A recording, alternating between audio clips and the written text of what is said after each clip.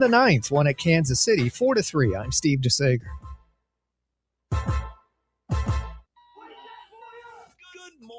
You're listening to FM 105.7 and AM 1340, WKGN Knoxville, and W289CU Knoxville, Fan Run Radio.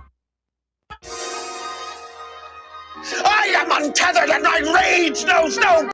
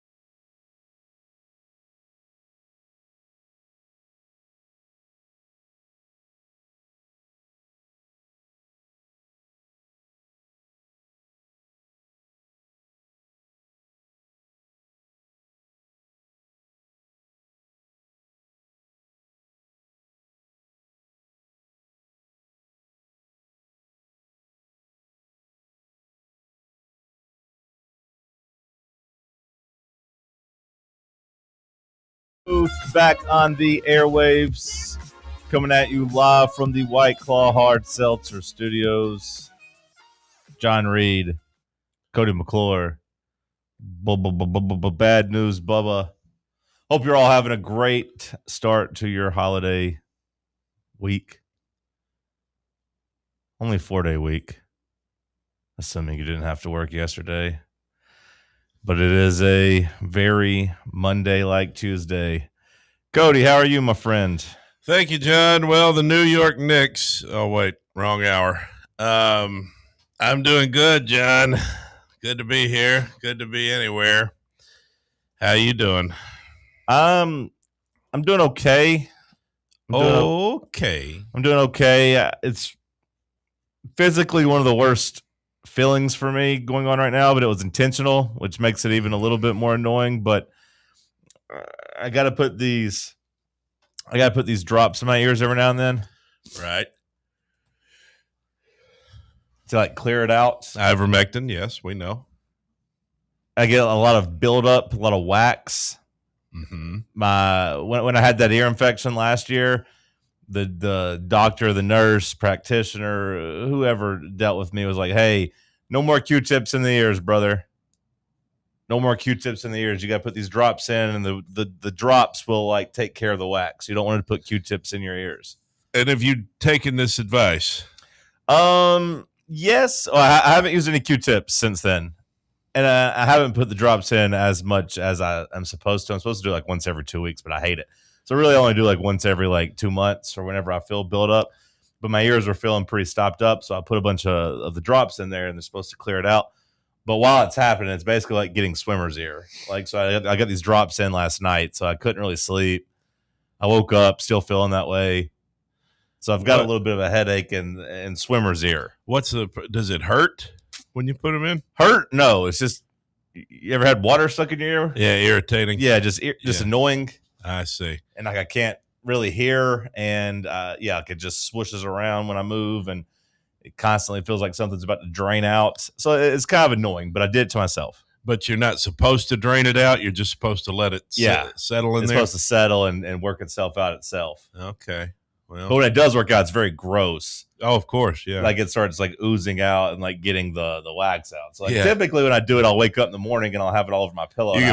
You put that at the top of the mustard bottle to mess with your old lady. Yeah. Typically I'll have to put it on a hot dog. You say, "Hey, actually, that's earwax." Yeah. Typically when that happens, it's time to go wash the sheets afterwards. But nothing last night is still in there. So You never notice that, Bubba, at the top of the mustard bottle? Sometimes it gets crusty. It looks like earwax. It's kind of exactly what it looks like, too. So not to be too pretty gross good analogy in the morning, but yeah, that's what I'm dealing with right now. So I got a little bit of an earache, a little bit of an ear discomfort. Well, that's a bad way to start your day. Yeah, it's upsetting, exciting. I don't know. It's something to report for sure. These drops you put in, by the way, are these over the counter, or you get these? Oh, you that's a just good buy question. them at CVS, or that's a good question. I haven't had to buy. I think it's over the counter. I was thinking I might like to try some because I'll send you the picture. I do the old. If I start feeling clogged, in the shower I fill with water. And I tilt my head one way, and then I tilt it the other way. And they did say out. That's a good way to do it. Just get really hot water. That's what I've heard. That's the best way to, Mother used to pour peroxide, hydrogen peroxide in my ears when I was a boy, and take a cotton ball, and that's another thing you could do. But we're all just trying to, figure this day-to-day maintenance. I finished Hell on Wheels. Nice. Over the weekend. I was wondering where you were at in your journey there. I was thinking about it this weekend. I was like, I wonder if Cody's finished with Hell on Wheels yet. I've completed the show. It was a great show. I loved it. Loved the ending. I'd put it on maybe my top 5 all time. Maybe.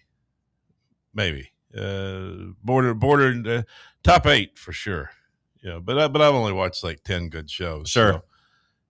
So, but it's up there. Did knock off Peaky Blinders from the number one spot? It's ahead of Peaky Blinders. Blinders. So it's number 1?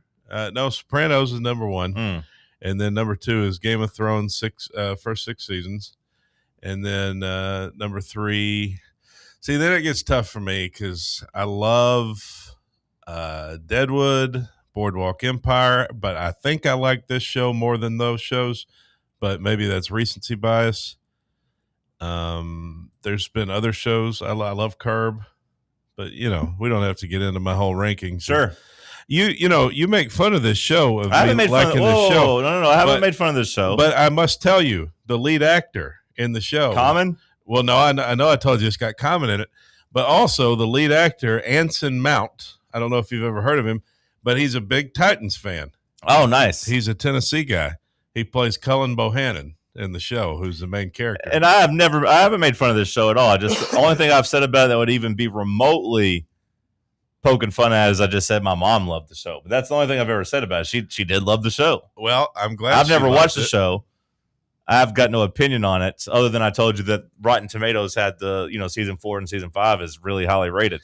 It's great. I mean, to me, season 3 really lowly rated. That's all I ever said about it. To me, it's great, but I just wanted you to know the lead actor, the main guy there, he's a Tennessee guy. He's from White Bluff, I believe, around Nashville. Okay, just west of Nashville, and he's a big Titans fan. So if you look him up, there's pictures of him wearing Titans hat and Titans shirts and stuff. Interesting. So, yeah, he's Anson Mount is the guy's name. I don't know if attended Dixon County School. Yeah, I don't know if he's ever done anything else. I think he did something in like Star Trek or. Did you see that high school in Tennessee? Which one? There's a lot of them. The one that went viral over the weekend for they're having their graduation out in the monsoon. Oh, yeah. I did see that. Out in the pouring rain. That was in Franklin. I was hoping Sam would be here today so we could talk to him about it because I didn't know if that was his high school or not. Yeah, that was what was the Centennial? name? Centennial. Yeah, that's right. Is that where Sam went to high school, or do we know? I don't know. I don't think it's Centennial, but I don't think that's where he went. To me, that was such a crazy video, watching those poor kids have to sit there in a damn monsoon. And I think I just would have not done it. I think I'd have been like, sorry, I'm not doing it. I would like to hear the perspective of the kids because they looked pretty sad in the video. I'm sure the parents were bitching and moaning, but I had the same thing happen when I was in high school. Our graduation was supposed to be outdoors at the football stadium, and it rained. And we, as a class, wanted to just go do it in the rain. We wanted to, because that's just like, it seemed cool at the time. Well, I think it's one of those things that probably sounded cool in theory, but then when you got out there and it was longer than 3 minutes, you're like, okay, this was a terrible idea. Yeah, but I think if all the kids are bought in, I think that's a moment you share, and you it's a thing that you enjoy, that you like, a memory. The parents would probably have the biggest problem with it. Yeah, the one sitting in the crowd. But I still would like to see. Yeah, Grandma's got her perm just getting devastated. That would be the downside, I think. Yeah, I'd still like to see what they thought because the video I saw, the kids look pretty sad sitting there. But maybe not. Maybe when they were walking across the stage, they thought it was cool. Well, I guess they had a policy, huh? I guess they had to adhere to their policy. Maybe they were doing a prayer or something because everyone's head's tilted. Maybe they were doing a prayer. I don't know. That was a crazy video. Speaking of rain, how did the Savannah Bananas go this weekend? Oh, very disappointing. Really? The banana. Well, for me, yeah. You didn't make a lot of money driving. No, I'm sure everybody had a good time, but yeah, me personally, not great. Nothing special. Oh. It was just such a family-friendly thing. Like nobody was boozing, huh? No, I mean there was a little surge, but nothing special. I figured it would be a little better than it was.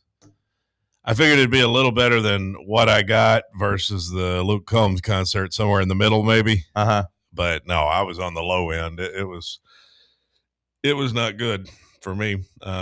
Just like any other weekend, basically. But I mean, there were a lot of people. The demand for rides was high, but it wasn't big money rides. Okay, let's check in with our good pal Bubba. Bubba, what's up, man? Hey, good morning, John. Good morning, Cody. Hello, Bubba. How are you, friend? Holding it down back here. Holding it down. Yeah. You're doing a great job. Doing a job. I like it when you have your Chattanooga hat on. Go Mocs. Always been a big Mockingbird guy. Our boy Todd over at Inward Half sent me a video this weekend. Said that it reminded him of you. Have you seen the viral ump? Yeah, the guy that slides across, got the ponytail. Yeah, that runs. I've been sent that video. So there's an ump, Cody, that's gone viral for being the best Little League ump in the world. And essentially he's like sprinting around the bases to get in line to make sure he's getting the right call. And he's diving and out and safe and just sliding to get closer to the call. And they're interviewing him. He's talking about how he owes it to the kids to give them everything he's got. Going the extra mile. Huh? Yeah. That ain't gonna be me. Yeah, it ain't Bubba. And Todd said this could have been Bubba. Yeah, he missed his chance. Bubba's got a pair of binoculars looking over there at third base. What's happening? From behind second base. Yeah, it's rough. I just want this to end, man. How soon is it to being over?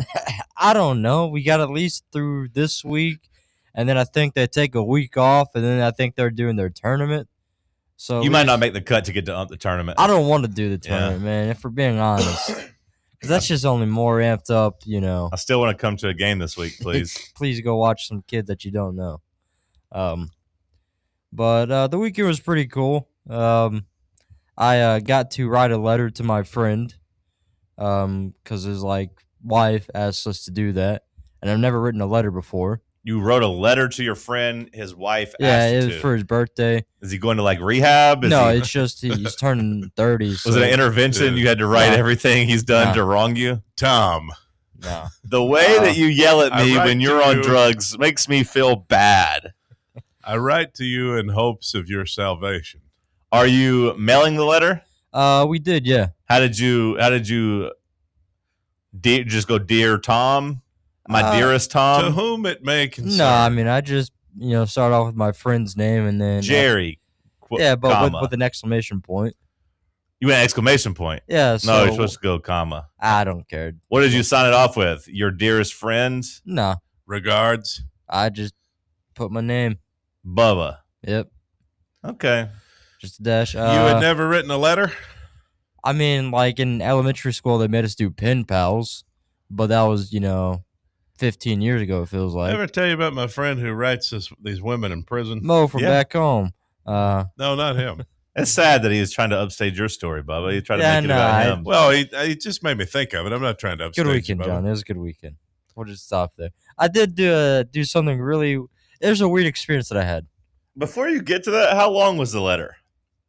I mean, it was a card worth because I originally. Okay, you wrote it on a postcard. I originally birthday card, yeah, because it's I originally wrote it out on a piece of paper, but it's this is way too long. I ain't doing all that.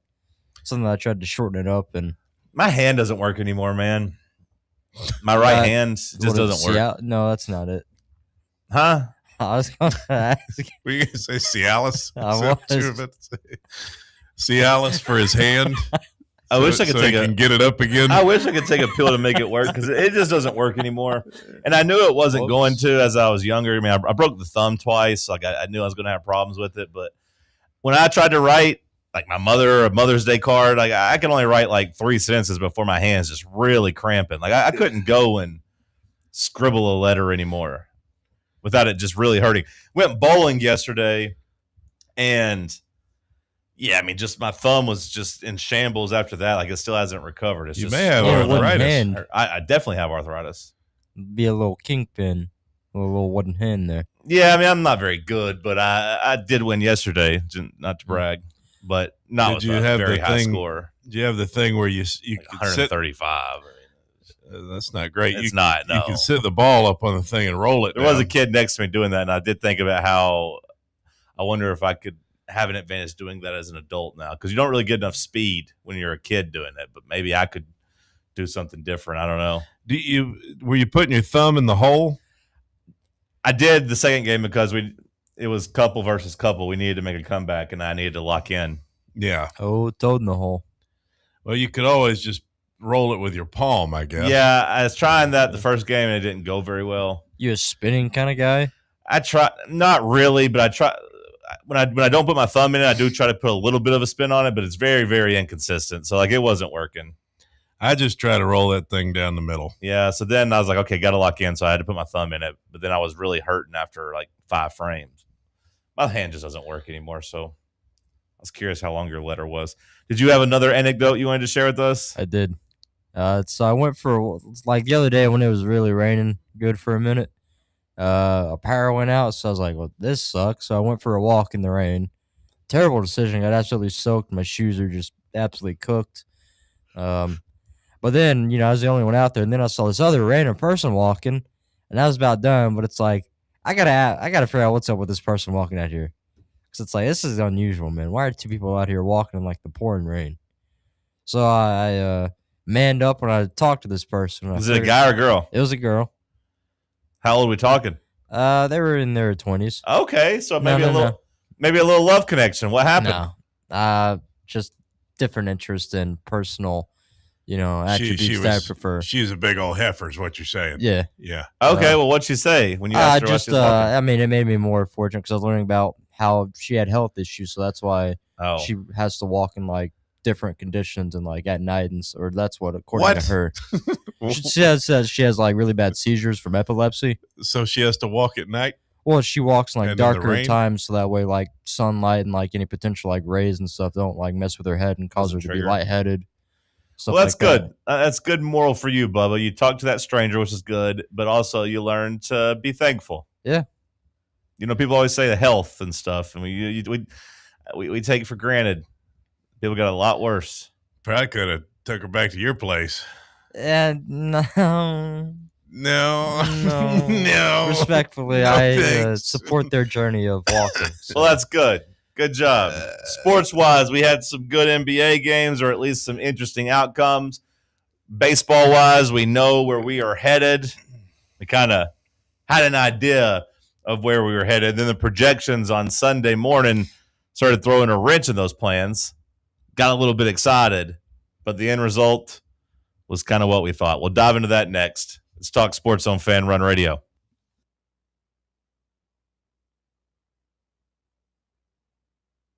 Can't get enough Fan Run Radio? Be sure to like and subscribe to our YouTube channel by searching for Fan Run Sports. What kind of day is it? It's a White Claw day. Grab a pack, grab your friends, everything else in life can wait. Your friends shouldn't. Let's go. White Claw. Grab life by the claw. Please drink responsibly. Hard seltzer with flavors. White Claw Seltzer Works, Chicago, Illinois. Are you ready for the start of a new season? Maybe looking for your team to go on a tournament run? Get game day ready with Crumble. Head on over to your nearest location and pick up 12 pre-selected cookies plus exclusive toppers. When you're looking for dessert options, there's no question about who you should call on. Our listeners already know. Last year, the Dubai chocolate was a home run, along with the brownie batter. Oreo crumb was another crowd favorite. What new flavor will set the standard this season? If you're in the Knoxville area, there are 3 locations ready to serve you: Clinton Highway, Parkside Drive, and Maryville. Download the Crumble app to build your best lineup and vote on the best combos. You can even put your bid in to request a new flavor. Order in the app and slide on over to your nearest location. Tell them Fan Run sent you, and as always, it's for the fans, by the fans. Don't miss the cookies. Citizens National Bank. Life is more fun with a Good Life account, offering extra benefits, including bank travel. Experience the trip of a lifetime to Ireland. Explore rolling green hills, historic castles, and charming villages across the Emerald Isle. Get in on the fun. Call 865-429-7935 today. Citizens National Bank. Banking never felt so good. Member FDIC. Located in Knoxville's historic Old City, Barley's offers great food, live music, the best draft beer selection in town, and now your new favorite place to watch sports. Their indoor projector is perfect for any weather, and they've revamped their upstairs area with more TVs to take in all of the action. Their menu features hand-battered chicken tenders, juicy burgers, fresh salads, and the tastiest pizza in Knoxville. You can enjoy their happy hour drink specials daily from open until 6 p.m. Barley's Tap Room and Pizzeria. Welcome to Axle Logistics, where excellence isn't just a goal, it's an energy. As a leading third-party logistics company, Axle is powered by an award-winning culture built on a work hard, play hard mentality. Here, the drive for success is contagious and hard work never goes unnoticed. Whether you're just starting out or looking to level up, Axle Logistics is the place to launch your career. Join us and take your ambition to the stars. To learn more, visit axlelogistics.com. Hey, Vols fans, Cody Brown here. I grew up right here in Tennessee and know what it means when someone says, I've got your back. That's why you can trust Farm Bureau Insurance of Tennessee. Whether it's your home, your vehicle, your family's future, or the business you built from the ground up, we will show up for all of your insurance needs. We are Tennesseans who understand what matters, which is doing right by you. Insurance is not all about just paperwork and policies, but it's about the people we insure every day. So if you want insurance that hits home, give me a call at 865-992-3871. Go Vols.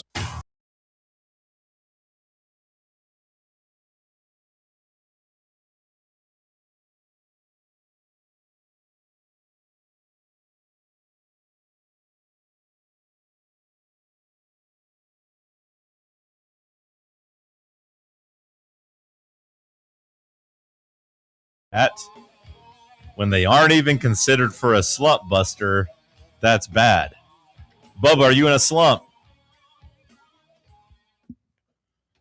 Your silence is deafening. I mean, that's a wild thing to discuss, but Casey Musgraves, has a new song out. Sure. Relates to me a little bit. So, yes. There's a little dry. You're walking through going on. So you're just walking through the grocery store, picking up fruit and getting horny. Okay, noted. And that's what the Casey Musgraves song's about. Is just her walking around picking up. Just saying, it's a very relatable song. She's walking around picking up cucumbers. All right, I didn't know that's what you do when you went grocery shopping, but all good. Man's gotta have morals. Brandon writes in, Bubba, you have to realize there's no such thing as a good Little League ump. One of the two sides is always going to complain. That's just Little League parents. Lock in. So there you go. A little start to your week with some positivity.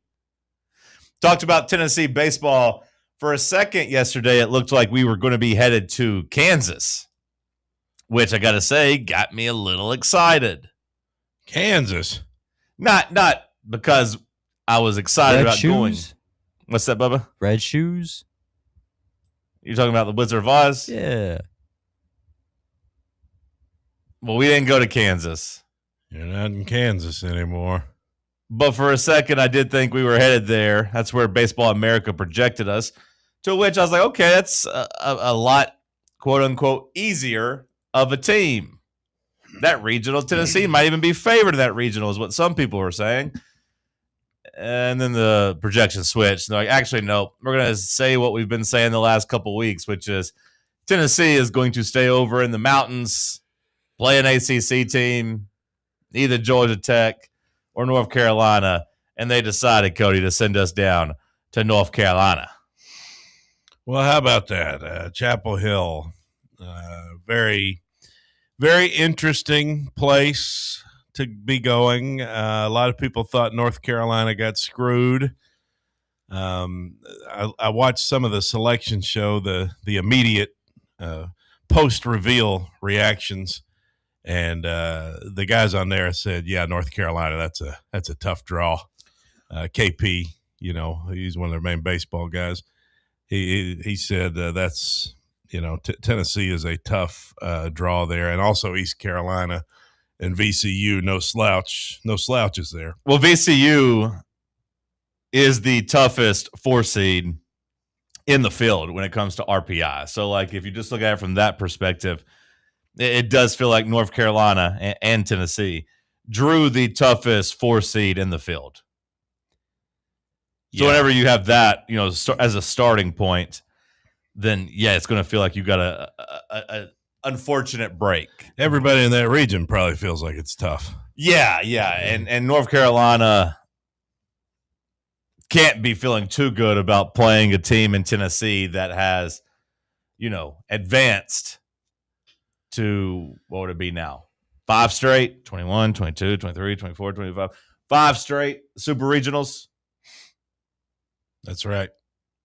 Like we are a program that knows how to win and navigate our way through a regional. We live for the super regional. We are 15-1 in the regional over the last 5 years. We've only lost 1 game. We have won 15 of those 16 games. We have not been eliminated. We have navigated our way through 5 in a row. Yeah, it's East Carolina. It'll be really interesting to see what we do pitching wise, because that strategy will probably win or lose you this regional. Like that, to me, that's what it'll come down to. Unless your bats are just on fire, do you throw Blanco against East Carolina?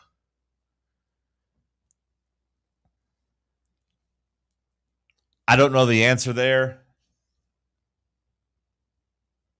When I look at ECU, and look, I'm not going to pretend like I am a insider or that I've kept up with them the entire season. I just went through their roster. I went through some of their stats. I read some of their writers' works. They do have an ace. They do have an ace at the top of their rotation. Ethan Norby. He's a pretty good pitcher. His stats are pretty good. Norbit? No. Norby. And then they also have, 5 relievers, a gaggle of relievers who have thrown at least 29 innings with the sub 3.5 ERA. So they do have some options. Now, whether or not that can last all weekend for them, we'll see. But in terms of game 1, they do have some options in terms of what they do. Well, they'll be much more focused on winning their first game. So I do imagine you will get their best pitcher, which is Ethan Norby, who has been a 3-time all-conference player for them. 2 straight first teams all-conference. So he's got some stuff. On Tennessee's side, what do you do in terms of how do you answer that? That's a little bit different. I do think that if it was me and I was in Josh Elander's shoes, I'm throwing our second best pitcher and trying to save Tegan Coons for Saturday against North Carolina. Yeah, and that's probably the logic of what you need to do. But, I mean, that's a risk in itself, because I don't know how good our second best pitcher is. You know what I'm saying? Sure. At least when I've watched him play. I mean, I know he's had some good games here and there. Now, not every ace is created equally. So, like, Norby got the first team conference, first team all conference. But, like, he's not got, like, big league stuff, or he's not like like North Carolina's ace, Jason DeCarlo. That guy's a stud. Norby's not him. You can score against him. He had an ERA this year of 4.2, so it wasn't like he was a shutdown guy. So Tennessee should be able to beat him and touch him up if they go against him. You're saying he's no future Cy Young winner. Correct. I'm just saying that they have an all-conference pitcher that they feel the best about, but he's not a great pitcher. It's the American Athletic Conference. Exactly. But as a team, they do get credit for having the 21st best ERA in the country. So they got a good staff. And they got a deep staff. Like I said, the bullpen's got, 5 arms that they feel pretty good about. So even if you do go against their ace, he's probably only going to go like 5 innings. Mm-hmm. But then you go up against a pretty good bullpen. Yeah. Well, you have to find a way to try to get that win. I mean, that first game is everything. But on the same hand, it's not everything if you use Tegan Coons, because then you're really putting yourself in a tough spot going past that. So if Tennessee is going to win their 6th straight regional and only their 2nd ever road regional, if they're going to do that, it does feel like a prerequisite that Tegan Coons is really, really good. That we get good, dominant Tegan Coons this weekend. Yeah, and I feel pretty confident that we can. It's just what do you have beyond him is my concern. When I look at it, I mean, North Carolina's pretty damn good, man. Not saying Tennessee can't piece it together, but North Carolina is a pretty hefty favorite in this regional. They're minus, I believe, 400 to win the regional. That must mean you can get us. Or excuse me, no, Tennessee's plus 400. So they're minus 275 to win the regional. Okay. We're plus 400. So, like, I mean, the Tar Heels are favored for a reason. They're a really, really good team. You're telling me if I just bet $400 on the Vols, I can win $1,600? That's correct. Okay. Yep, you can. And maybe with the talent Tennessee has, maybe that's not a bad wager. On the flip side, though, I told you about that Kansas regional. Your boys rent for the month.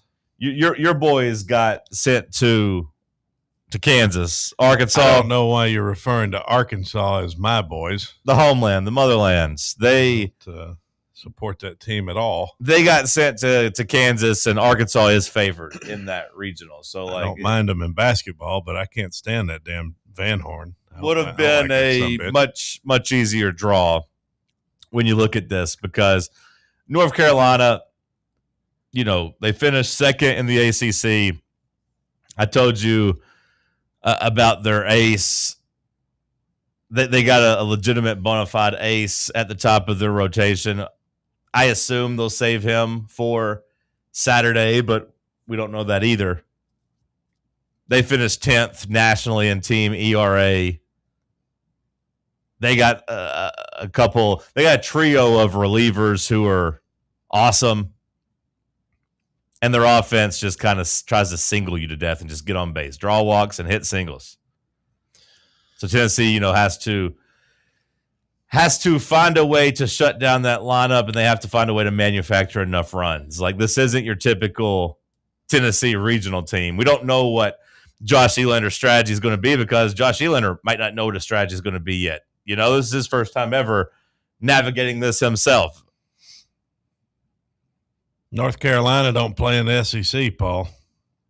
No, the ACC is not as weak in baseball as it is in football. No, but we're not going to be scared of anybody. We're not. Tennessee's not a team that you. I don't think you want to really see anybody in the SEC if you're in one of these super regionals. You'd feel a lot better playing any other team. I mean, just look at the track record of our conference when it comes to Omaha and getting teams to Omaha. I would say that is correct, but like I said, it's not like it is in football. There are 3 ACC teams in the top 8 of the RPI. There are 4 SEC teams, so it's not like a huge difference. Now, the depth is going to be the big difference, right? Where if you start getting out and you start looking at like more of the top 15 or top 16, then all of a sudden you get 8 SEC teams and you still only have those 3 ACC teams. You have to get all the way down to number 20 at Wake Forest before you find another ACC team. So at the top, there's still a threat. But then, yeah, the depth quite isn't there. The number 4 team is number 20 in Wake Forest. Virginia comes in at number 26. Miami comes in at number 30. It would feel a lot better if you were in Hattiesburg this weekend. That would have been nice compared to having to play the Tar Heels. Sure. And East Carolina, for that matter. Virginia, I believe, got that. They got that draw, the 2 seed in Hattiesburg. And they probably feel okay about it. Mm-hmm.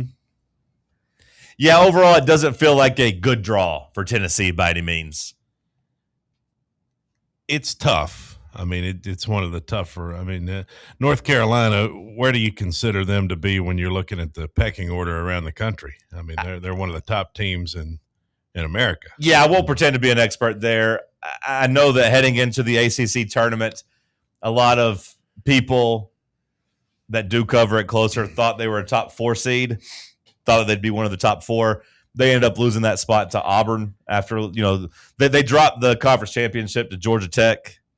Yeah, we at least have the respect, though, of the national pundits, which I appreciate, the KPs and the Chris Burks. Of course, Berkey, he's a Vol, but just, saying North Carolina got the toughest draw because of Tennessee in a lot of ways. Well, again, I think it's also because VCU is the toughest, 4 seed RPI wise, but also ECU has some respect in college baseball circles too. Hey, we don't know how this regional will go. What if VCU knocks off North Carolina? It's possible. Hey, it's baseball. You know what they say. And ECU and North Carolina already played a 3-game series, sort of, kind of, this year.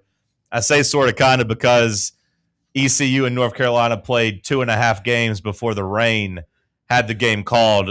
It was tied. They didn't finish it. So North Carolina and ECU split their series 1-1, and then the 3rd game got delayed or canceled at 3-3.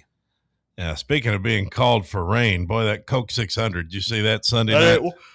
I didn't see a second. God, that pissed me off. I didn't see a second of it. Boy, that pissed me off. I had the Spurs parlayed with Victor Wembanyama scoring 25 points, parlayed with Denny Hamlin winning that race. Uh-huh. And they just called the damn race. Oh, and they awarded a winner? Yeah. That's Suarez. They let Suarez win the race. Hell, Denny Hamlin was on his tail the whole – I mean, who's to say he wouldn't have beat him those last 30 laps? But the rain came, they yellow flagged it, then they red flagged it, and they just gave him the damn win. So I lose. Only 30 laps left? 27, yeah. Hamlin couldn't get past him before then. They knew the rain was coming, surely. Hamlin could have got to him. Well, why didn't he? Hamlin could have got to him. I feel like Suarez held him off on 2 straight restarts. Well, here's another thing, Bubba. I also had Tyler Reddick in the same parlay and a different so I could have gotten either Hamlin or Reddick, and I feel like one of those guys could have. They were running top 5, top 3. How does that work in a parlay? Was the bet Denny Hamlin or Tyler Reddick? No, it was 2 separate parlays. Oh, okay. But Reddick and Hamlin were both running top 3 to top 5 the whole race. That had to be a terrible feeling seeing that rain coming in. Not a great weekend for NASCAR. It's tough. No. That was tough. Indy 500 was good. I didn't watch any of that either. That was great racing. I did see Bob was there, though. Yeah. You saw that he was there? Yeah. Where'd you see? He put out a video on his socials. Oh, yeah. I didn't see that. I just saw him post a picture on Instagram. But there's over 350,000 people there, and he's like, I'm here up in Indianapolis with over 300,000 people. Wow. I'm Bob Baskerville. We'll have more after the break.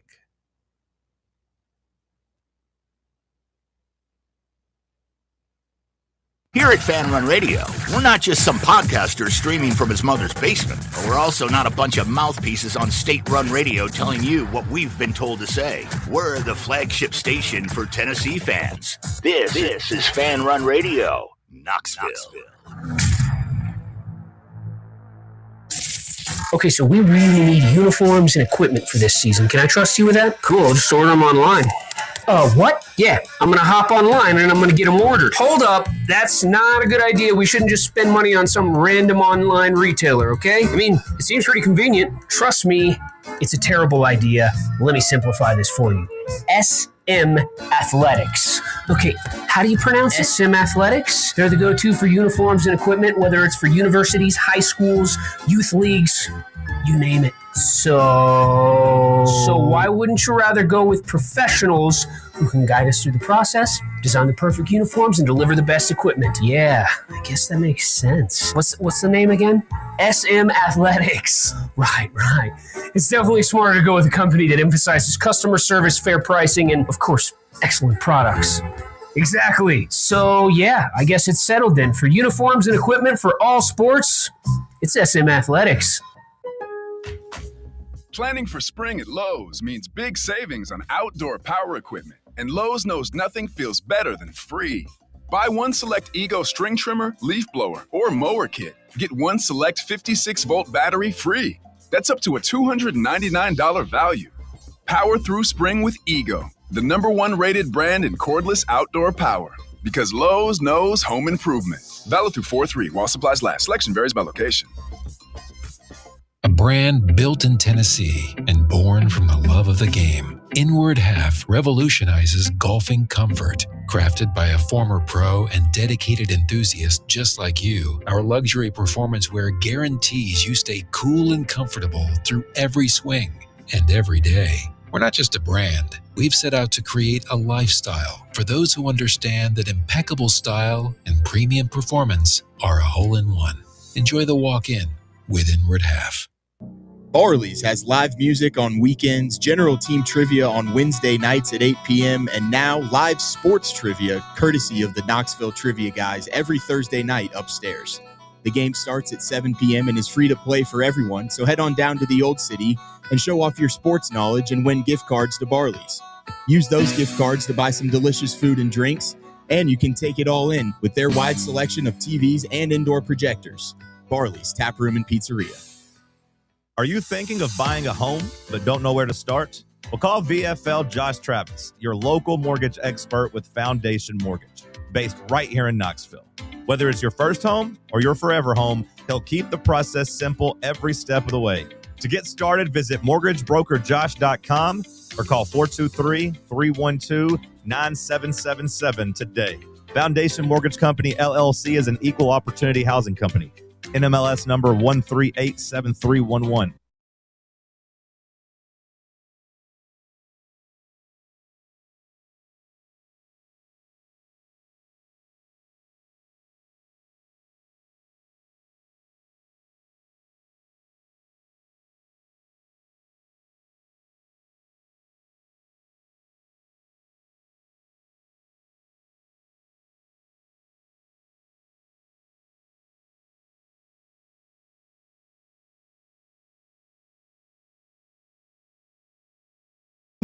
Is going to have a lot on his shoulders this weekend. If Tennessee is going to live up to the standard, if Tennessee is going to advance, like I said, to a 6th straight super regional, I imagine they're going to have to get a big time performance from him. And he's given you 3 big time performances in his last 5 games.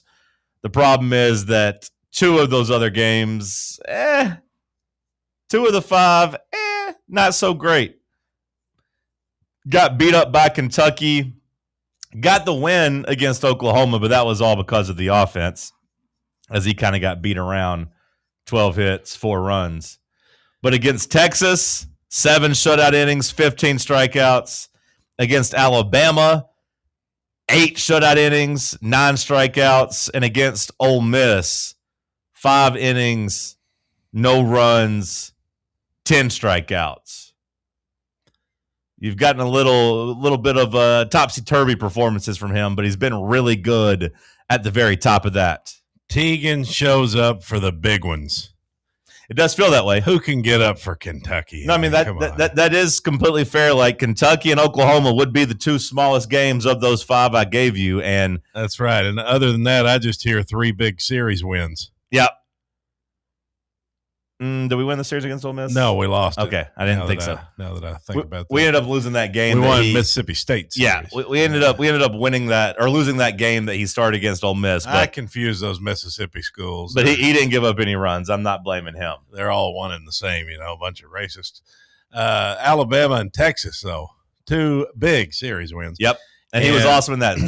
15 innings, 0 runs, 24 strikeouts. Texas, my friend, he was as awesome as any pitcher's been in years, some would say. What was it, 16 strikeouts? 15. Fantastic. I don't know which is a better performance. I mean, if you get caught up in the strikeout numbers, yeah, like Texas, 15. But Alabama, he went 8 innings and didn't give up any runs, only gave up 3 hits and struck out 9. Like he went an extra inning and gave up one fewer hit. You're saying it was a no-hitter through 8? No. I said he gave up 3 hits, but no runs. Oh, no run. It was a no-runner. No runner, yeah. How about that? Shutout, if you will. Yeah. We'd take that. We'd take either one of those performances against the Tar Heels. I think he'll show up for North Carolina. I think he's a guy who is at its best when the moments are brightest based on his track record there. That combined with Josh Elander showing that he was willing to put him, game 2, game 1, kind of flip-flop him, does make me think that Elander would look and say, hey, we want our best versus versus their best on Saturday. But it's such a tricky thing because mentally you can't overlook ECU.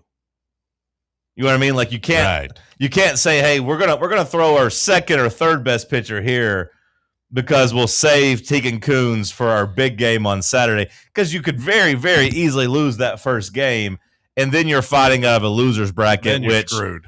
I do think if Tennessee has to fight out of the loser's bracket, if they lose the first game, my belief that they could win the regional would go from, 40-60 to like 10%, 5%, because I just don't know if they would have it in them to win as many games in a row as they would have to. Yeah, and that's a fair point, but at the same time, I don't think you want to not have your best pitcher against North Carolina. So it's like, it's a weird thing that coaches have to decide every year. They have to make up their mind on whether or not they're going to just business as usual, throw our ace on Friday and trust our second guy to be good enough, or roll the dice. You got to trust the manager. I mean, it'll be up to Elander to decide what to do. Does Tennessee have to win this regional this weekend for you to consider Josh Elander's first year a success? No, it would be great when you consider that we live in the supers, as you pointed out, 5 in a row. But I think he's already done enough to say, okay, Tennessee had, somewhat of a respectable year after the departure of Tony Vitello. And then I think you have positive momentum going into year 2 for Elander. I think it's never going to be like it was with Tony, but people you got to begin to accept that that's where you're at. And if you just look at where the program's at, I think you'd still feel okay. I mean, you made the postseason. Bubba, Cody says Josh Elander in Tennessee does not need to win the regional this weekend for this year to be a success. Do you agree or disagree?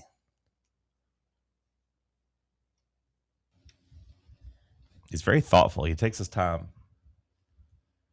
I'm giving it a 50-50. He neither agrees nor disagrees. He's just sitting on the fence. I don't think we necessarily need to win. I think we just need to make it, kind of towards the end. Sure.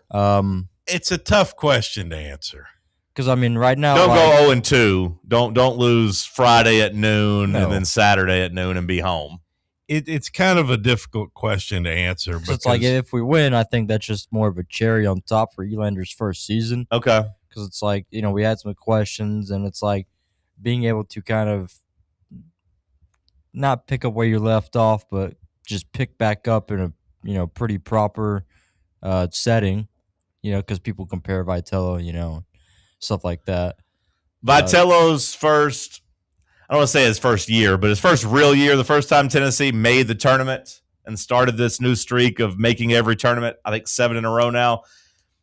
Vitello's first crack in the tournament, we did lose a regional at North Carolina. I think we lost that first game, too, and then had to try to fight our way out of a loser's bracket and couldn't quite do it. I think you come out of this season with just a little bit more than a meh feeling. It's like you don't feel like your program is catered. It's cratered. I mean, you don't feel like you're just completely dead as a program, but you feel like just kind of it is what it is kind of where I would be at as a fan. Like we'll give him to year 2 and see if things improve. I mean, it's just kind of I'd call it kind of a run of the mill year, for this baseball program. As Jared writes in over in the YouTube chat, VCU knocked out Carolina in basketball, so I know Tar Heel fans have to hate to see them coming. Terrence Hill Jr., star of that show. He's a Vol. Yeah. Okay, so Bubba's 50-50. Cody says no. I don't think you have to win the regional either to get like Cody said. I think he said it pretty good. Above a meh. I mean, Elander's gonna be on the. Do you approve or disapprove of the job he's doing? You lose the regional going into the offseason, most people are still going to approve Elander. Yeah, but if we broke it down into strongly approve versus slightly approve, or to put like a number on it, it's going to be like high 50s, low 60s. Well, and that's why I said it's just above. Yeah. I think if you can win this regional, though, that would go into the 70s or low 80s. Yeah. If you win the regional. Especially when you consider, like, hey, that regional you're paired up with, Texas A&M, they could easily drop that, and maybe like getting a super regional host would be maybe not out of the realm of possibility. I can't imagine Texas A&M falling short on something. Typically, they reach their expectation level. No, I mean, you've heard the narrative that Tennessee might be in better position to win a super regional than they would be a regional. Yeah. So, I mean, yeah, if you can get out of this, then the hope then becomes Omaha. So, like, I think if Elander wins this, like I said, it would go into the high 70s, low 80s in terms of his approval rating, and hell, maybe even higher than that, honestly, with the way recency bias works out. But, yeah, if you lose it, I think it would be high 50s, low 60s on the approval, like, scale 1 to 100. But the goal coming into this whole thing after Tony left was just don't let the program die, right? Sure. This first year, and you wouldn't feel like the program was dead. I think my goal... I think that differs from person to person there. Yeah, my goal my goal right before the season was still to host a regional and make a super regional. We didn't accomplish the first goal of hosting, but I do think you saw enough on the back half of the year, winning 3 of your last 4 SEC series, that at least like the team got better. It didn't die. Right. That makes me feel okay now. And if you had that same team early against Vandy and LSU in those stupid games you lost, then you would have been hosting a regional. So like Bubba says, I think I agree more with him that, like, it does matter how you perform in the regional. Like, you do need to make it at least to Sunday night. Now, you might have one loss, and you might have to, be like in a position where you're going into Sunday night having to win Sunday and Monday, but like you at least need to make it to the regional championship for me to feel really good. If you get knocked out before then, that would kind of knock me down closer to the 50-50 range. I always get confused on how this works. So it's a double elimination. Double elimination. So Tennessee plays Friday at noon. We'll be out at Barley's in the Old City for a watch party / I assume Russell will do a live like drive / voluntary reaction after the game. If you win Friday at noon, you play Saturday night. Against that winner. Yeah. If you lose Friday at noon, you play Saturday at noon. Mm-hmm. If you win Saturday at noon, you play Sunday at noon. If you win, You then advance to the championship, but you have to win twice. Does that make sense? Yeah. You'd have to win Sunday night and force what they call Game 7 on Monday night. But if you just win Friday, Saturday, and Sunday, then you don't have to play. Correct. If you win Friday, Saturday night, and then you win your first game on Sunday night, you are the regional championship. Right. Yeah. So if you don't lose, you have to find 3 wins. So theoretically, you beat East Carolina, you beat North Carolina, then you beat whoever's there on Sunday night. Then say it's North Carolina again, then they'd have to beat you twice. Correct. Yeah. That's where you want to be. Yeah. That's where you'd like to really be able to advance. So if you have that luxury, if you don't lose, you can go 3-0 and win. But if you lose that first game, you got to win Saturday, Sunday again, and then Monday. So you got to win 4 games. Yeah, and by the time you get to Monday, 4 in a row. This team ain't gonna have no pitchers. Right, exactly. So that's where it goes with the Tick and Coons conversation. Like, yeah, I understand warning him against North Carolina, but you also really just got to make sure you beat ECU. Because like you said, like you're not going to be able to pitch and win 4 straight games. Yeah, but then you're sending Blanco out there against one of the top teams in the country. Sure. Yeah. Unless they feel the need to throw in Appenzeller.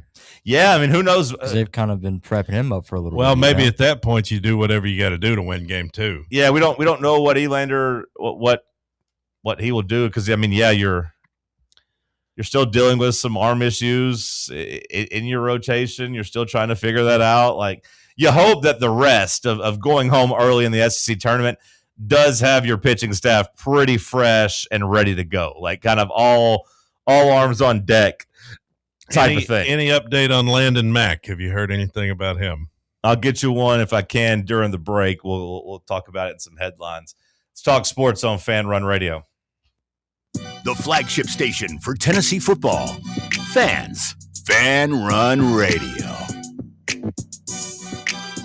Blackford Veterinary Surgery Referral specializes in surgeries not regularly performed by your pet's general veterinarian. They're currently accepting referrals from vets all across the country. With their newly renovated state-of-the-art surgery center and highly trained staff, clients can rely on professional and thorough care. If your vet says that your pet needs surgery or rehab, ask for a referral to Blackford Vet and let them get your best friend back on its feet. Located conveniently in West Knoxville. For more information, visit blackfordvetsurgery.com. Hi, this is Dr. Stephen Malone at Knoxville Smiles. Has it been a while since your last dental visit? If so, I'd like to invite you to come see us. At Knoxville Smiles, it's our vision to provide the best dental care in town in a relaxed, friendly environment. So if it's been a while and you've been putting it off, don't wait any longer. Come see us at Knoxville Smiles. You can schedule an appointment online at knoxvillesmiles.com or by phone at 865-539-1776. What kind of day is it? It's a White Claw day. Grab a pack, grab your friends, everything else in life can wait. Your friends shouldn't. Let's go. White Claw. Grab life by the claw. Please drink responsibly. Hard seltzer with flavors. White Claw Seltzer Works, Chicago, Illinois. Is your yard starting to look more wild than welcoming? Yeah, don't let your landscape be that house on the block. At ECR Total Landscapes, we make sure your outdoor space is something you're proud of. From de-weeding flower beds to leaf blowing, trimming, mulching, and more, completely customizable to your property's specific needs. We'll handle it all. Why spend your weekends sweating it out in the yard when you can just sit back and enjoy it? That's the ECR difference. And right now, new customers can get 10% off your first month of our monthly maintenance package when you sign up for a full calendar year. That's right. Consistent, reliable service at a price that makes it easy to get started. No sweat, no hassle, just a better looking lawn week after week. Call ECR Total Landscapes today and mention promo code FANRUN to save 10% on your first month. Call 865-384-2012 or visit us online at ecrtotallandscapes.com. Citizens National Bank. You want a bank that lets you bank when and where you want to. Your local branch, the grocery store, your computer, your phone, it's up to you. You want people who care about taking care of you and your money too. Citizens National Bank, banking never felt so good. You're listening to FM 105.7 and AM 1340, WKGN Knoxville, and W289CU Knoxville, Fan Run Radio. Running a business, coaching a team, planning your next big event, you need more than just gear. You need SM Athletics and Logo Solutions. Custom uniforms, branded apparel, promotional products, done right, done fast, and built to show off your brand with pride. From local businesses to high schools to major universities, SM Athletics is trusted by winners. Get real service, get real quality, get noticed. SM Athletics and Logo Solutions, where your brand comes to life. Visit smathletics.com and let's build something great together. For the fans, by the fans, this is Fan Run Radio, Knoxville. History 2. NASA launched the Interface Region Imaging Spectrograph in 2013 to study what? You're listening to TalkSports. NASA launched the Interface Region Imaging Spectrograph. To study what? To study what? Mars. The sun would be Damn the it. answer. Airing every day from 7 a.m. to 10 a.m. All right, give me science for 3. What does the Beaufort scale measure? The Beaufort scale? I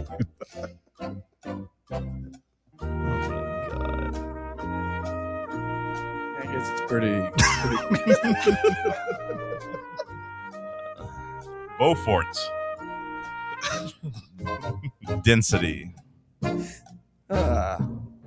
When? Oh, God in heaven. It's wind speed. Okay. on 1340 WKGN. This is like Penn State and Iowa in 2006.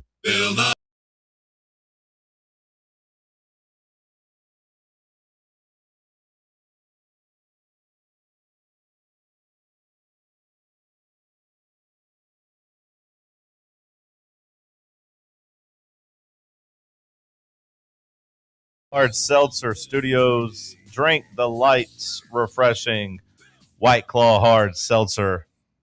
Drink it responsibly. All right, Cody Mack, hour 2 headlines. You've been waiting a whole hour to do this. What you got for us? Thank you, John. Well, the New York Knicks advance past the Cleveland Cavaliers 130-93 last night. Behind not quite enough points from Jalen Brunson. I thought it would be fun last night to take the Knicks covering an alternate line. Oh, yeah? Yeah, minus like 15.5. Yeah? And turns out that would have been beautiful. Oh, you didn't do it? No, I did it, but I needed Jalen Brunson to score 25 points, too. He only had 15. It was more of a collective effort. That's what they've done every closeout game. I was on the wrong side of it. The Hawks in Game 6, we got absolutely embarrassed. They did it to the Sixers in Game 4, and they did it to the Cavs in Game 4. I give them credit, man. They are on as dominant of a run as I've seen a playoff team be on. I give them credit, but when you look at who they're beating, no offense, but the Hawks, the Cavs. Hold on, the Hawks are the second best team in the East, brother. You better be careful. You better tread lightly. I said no offense. That's the second best team in the East. I said no offense. It's a team that wouldn't even sniff the playoffs in the Western That's Conference. a terrible take by Colin Colin Cowherd. Colin Cowherd said. I don't know if that guy knows basketball. He's okay at football, but I don't think he knows basketball. Now, look, you said that they had a good record against the West, but could you 19-11? But could you say it's kind of a small sample size? Like if they played 30 games is damn near. I mean, that's pretty good. Third of a season. Yeah, it's pretty good sample size. More than a third of a season. Okay, well, fair enough. But again, no offense, but who'd they beat? Right? They beat the Hawks, they beat the Cavs, and the Sixers. Yeah. I mean, yes, they're blowing through these teams, but none of those teams are anywhere close to what they're going to see. Hey, man, I don't think that matters. At this point, if I was a Knicks fan, I'd be like, we'll play one of these teams in the West. That's fine because the Knicks are going to be fully rested and the Spurs and Thunder are going to beat the hell out of each other for at least 2 more games. Yeah, and it's good for vibes, and I understand that they're saying in New York, Knicks fans have taken to the streets. They're, quote, partying like it's 1999. So they're enjoying it, but I'm just saying, to me, it's a little bit of like, okay, the Hawks, the Sixers, and the Cavs, right? You didn't even play Boston. You didn't even play the Pistons. They didn't even play Boston. They dominated the team that beat Boston. I know Boston choked, but like the Pistons were, the best team all year. They smoked the team that beat the Pistons, though. I know, but when you look at it on paper, don't you see what I'm saying? The Hawks, the Cavs, and the Sixers. Yeah, I hear you, but if the Cavs and the Sixers beat those other 2 teams, then I don't know how good we can say those other 2 teams were. I hear you, but those teams just don't compare to Oklahoma City and San Antonio. I mean, I will say about the Celtics, like, if Jason Tatum didn't get hurt and didn't miss Game 7, maybe that goes differently. Now, I don't think the Celtics would have beaten the Knicks, knowing what we know about the way the Knicks have been playing and what they did in the playoffs against each other last year, but it would have been more of a test than Philadelphia, especially with a hobbled Embiid, which is really the only kind of Embiid. Right, yeah. That's who he is. The Knicks returned to the NBA Finals for the first time since 1999. It has been over a quarter century since we've seen the Knicks in the finals, and now here they are. So, that is crazy that it's been 27 damn years in the biggest market, where we know that like the NBA is the league that maybe benefits the most from the big markets in terms of stars wanting to go there and play there and everything. Like, you look at the way the Lakers have always been able to find stars. Hell, even the Heat have been able to like find, attract stars.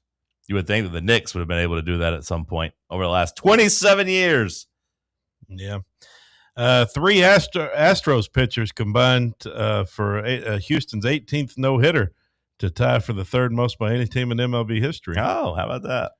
It's a fun stat there. And how about this story here? Shinosuke Abe has resigned as manager of Japan's Yomiuri Giants after the arrest for the alleged assault of his teenage daughter. Shinosuke Abe resigns as Japan's storied baseball team. You've heard of the Yomiuri Giants. Apparently, he beat up his 18-year-old daughter. Abe grabbed her by the collar and threw her down to the floor.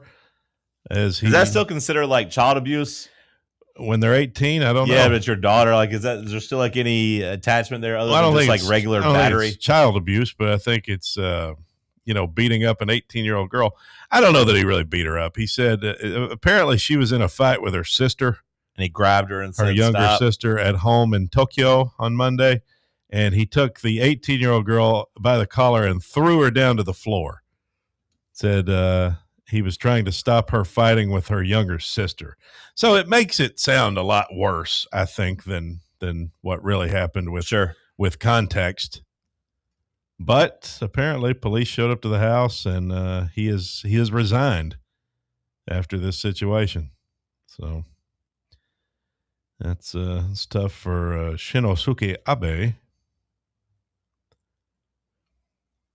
Well, great racing on Sunday, the closest Indy 500 in history. How about that? Did you happen to see the end of the race? No, I didn't see anything. You didn't even bother watching the end of the race? No, I don't typically. It's the closest finish in Indy 500 history. Okay. Felix Rosenqvist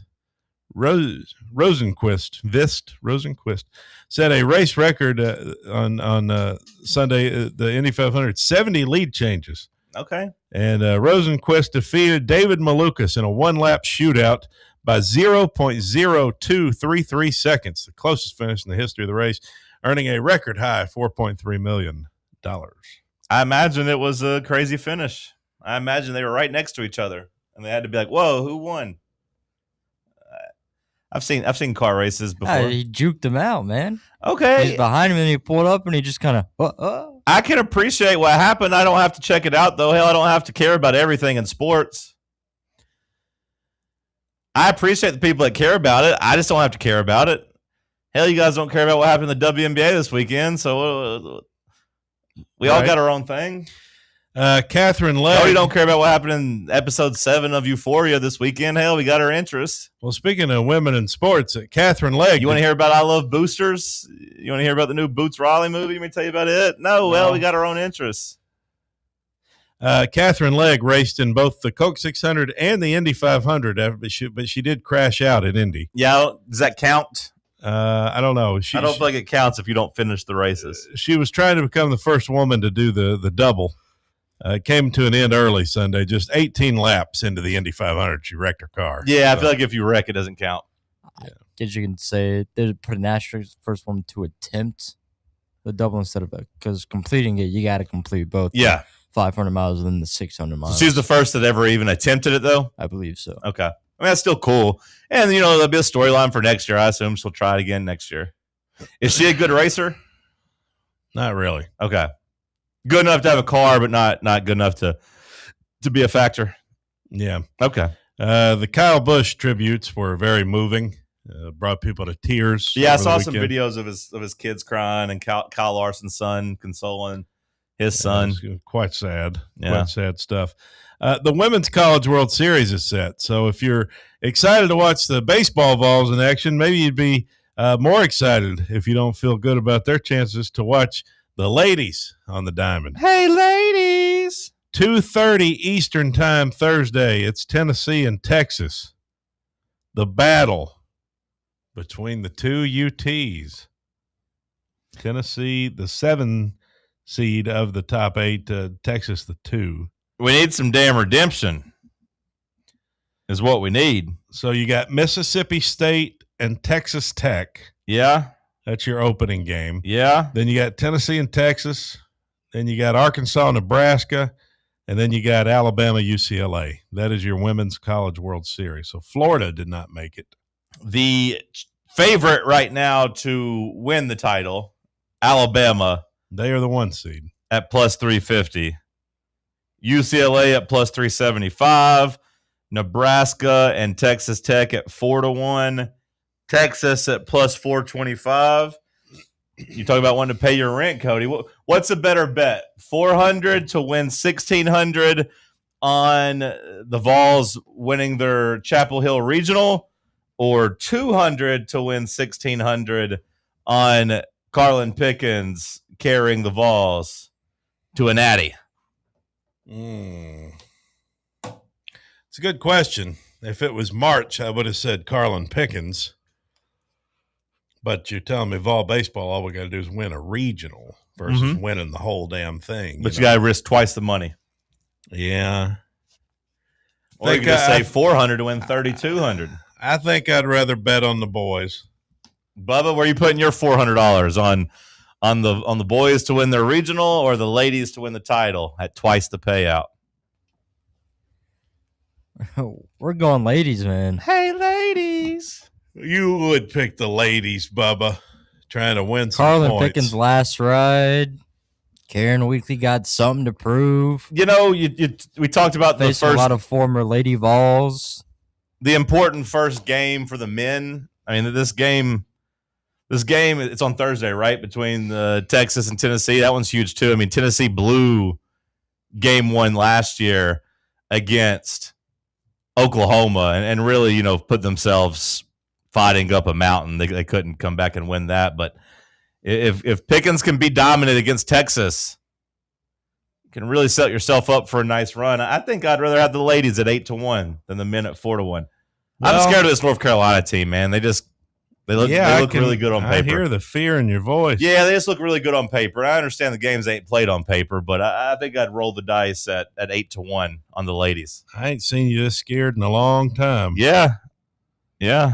Probably ain't seen you this scared since me and you went in that escape room that one time. We couldn't get out. Some 9 years ago. That's the last time I saw you this scared. We couldn't get out. I know. Yeah, it's tough. Greg Sankey, not worried about the 2014 playoff. I'm starting to really kind of lose faith in this Sankey character. Apparently, he's unconcerned by the division in the SEC over a 2014 playoff. Says we'll just make our own rules if we have to. Also said he's just not worried about the other conferences being against him. He said, I'm not worried about being a man here standing alone. I don't need any friends. Greg said we still believe we need national standards, but if those can't be achieved, then we'll have to look at conference-led regulation. That's the reality we're facing.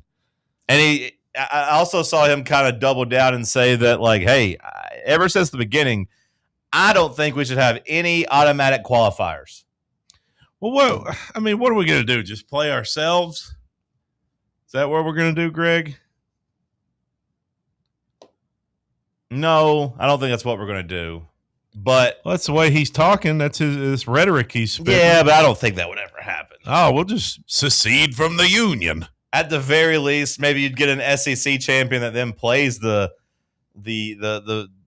whoever wins, like a playoff between all the other teams. He needs to just get on board. He needs to get on board with the other guys. Not now. Now he's got to keep his heels. Well, now it's going to become about pride and ego. We don't want to look weak. Yeah, and you know what they say. You know what they say about pride? It goeth before the fall. I've never really understood that saying. Well, you should read your Bible more. What does it mean, the pride goeth before the fall? It means that's your last stand. It means that once it becomes about pride and nothing but pride, and you're out on that island, the Pride Island, then once you get there, you're going to sink. The ship's going to sink. They've already canceled Pride Month, though. Well, it depends on which state you look at. What does the pride goeth, though? Like you lose it? Like the pride's gone? It means you die. You were too proud to reconcile. Too proud to. Well, that's what I'm asking. Do you lose? Cooperate? That's why I'm asking. Do you lose your pride? Because when you say the pride goeth, no, you keep your pride, but you fall and die. Then where's the pride goeth, though? What does that mean? It goeth is with you when you fall and die. I see. I've never understood that phrase because I'd say there's plenty of people that died proud. Yeah, but they died. Yeah, but they died. Some people would say they'd rather be carried by 6 than judged by 12. That's fine if Greg Sankey wants to be a martyr, but go out, standing versus on their knees. There's plenty of people that would say that. Well, good for Greg if that's what he wants, but that ain't what I want for this conference. You want him to go out on his back? You want him to do a job right there in the middle of the ring? I don't want the rest of us. I don't want the rest of us to die because of Greg's pride. You want the Big Ten to pin us in the middle of the ring? 1, 2, 3. No, I think the rest of us would like to see a compromise, a solution. A compromise. 16. There's a compromise. Hell, if I'm Greg Sankey, the compromise is I'm letting you guys have automatic qualifiers. I don't think there should be any automatic qualifiers. I don't think the ACC should get any teams in automatically or the Big 12. I think it all should be judged. That's what Greg Sankey's saying. But he's like, hell, I'm going to let you guys have some automatic qualifiers. Well, you can't be out here on this Pride Island by yourself. He might be able to. You can't. He might be able to. You can't because then who are you going to play? Who are you going to play? You're just going to play each other? We're going to crown a national champion. Whoever wins the SEC is the national champion. That ain't going to work. That ain't how it works, Greg. Pride goeth before destruction, and an haughty spirit before a fall. That's right. We're looking at a haughty spirit. But I really still don't get it. Pride comes before a fall is what they say. I don't understand it. Basically, it means... If you told me that the pride causes the fall... Basically, it means you need to swallow your pride and compromise. That's how I look at it. If you told me that pride causes destruction, I think I could get on board with that. But pride goeth, I don't really understand. Greg Sankey needs to swallow his pride. He's out here on Pride Island, and he needs to swallow. Bubba, send us to break. Let's talk sports on Fan Run Radio. Big Orange Country's home for sports. This is Fan Run Radio. Smoky Mountain Brewery is the place to be for game day. From the moment you walk in, it's wall-to-wall big screens, making Smoky Mountain Brewery the perfect place to watch the Vols or your favorite team in action. With locations in Turkey Creek, Maryville, Pigeon Forge, and Gatlinburg, you're never far away from a great time at Smoky Mountain Brewery. Try one of their world-famous microbrews like Black Bear Ale, Mountain Light, or Cherokee Ale. Juicy burgers, wings that bring the heat, and delicious handmade pizzas made with hand-tossed crust from the freshest ingredients and their own special sauce from a secret recipe, topped off with hand-grated cheese and farm-fresh toppings. And don't forget, those famous microbrews are also available in kegs for your next party or in 6-packs and growlers to go. So grab your crew and head to Smoky Mountain Brewery and tell them Fan Run Radio sent you. Smoky Mountain Brewery. Eat local, eat good. Vol fans, reimagine your home at Broadway Carpets and Flooring for any remodeling or building needs. With a variety of carpets, rugs, hardwood, vinyl, and stone, Broadway has all the flooring and installation options you're looking for, including pet-resistant products like Pet Perfect Carpet from Shaw Floors. Visit their showroom in downtown Knoxville or the location in West Knoxville located on Kingston Pike near Pellissippi Parkway today. Are you thinking of buying a home but don't know where to start? Well, call VFL Josh Travis, your local mortgage expert with Foundation Mortgage, based right here in Knoxville. Whether it's your first home or your forever home, he'll keep the process simple every step of the way. To get started, visit mortgagebrokerjosh.com or call 423-312-9777 today. Foundation Mortgage Company, LLC is an equal opportunity housing company. NMLS number 1387311. Your tax refund belongs to you, not an identity thief.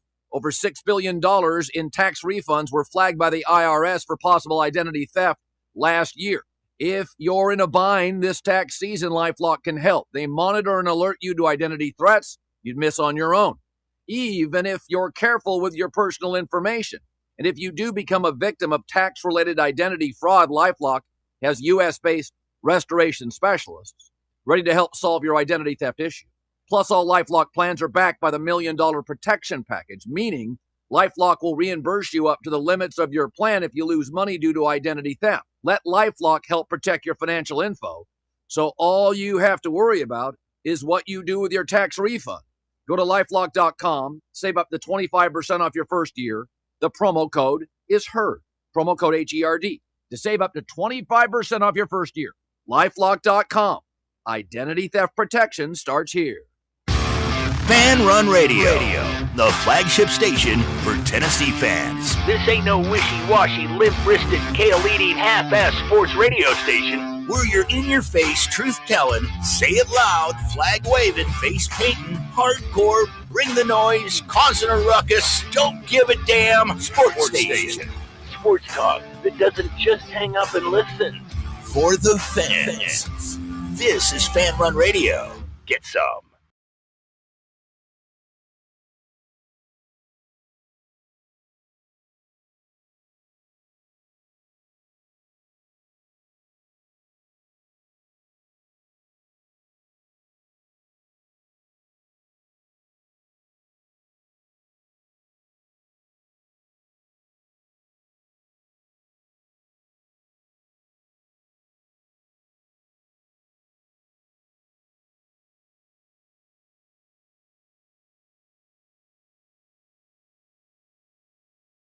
For you on Landon Mack. I didn't give it to you at the beginning of headlines, but I did have a little bit of an update for you. About time. Boots on the ground reporting. AK, this person talked to Josh Elander at a random softball game last week. This is the type of update I like. Yeah. And he had said that that Mac was going to have a bullpen session in the regional. Well, was having a bullpen session late last week. So this was on the 21st. So on Friday, Mac was going to have a bullpen, which is basically they throw a couple innings, they throw 40, 50 pitches. See how they feel. Okay. Do you understand what that means? No.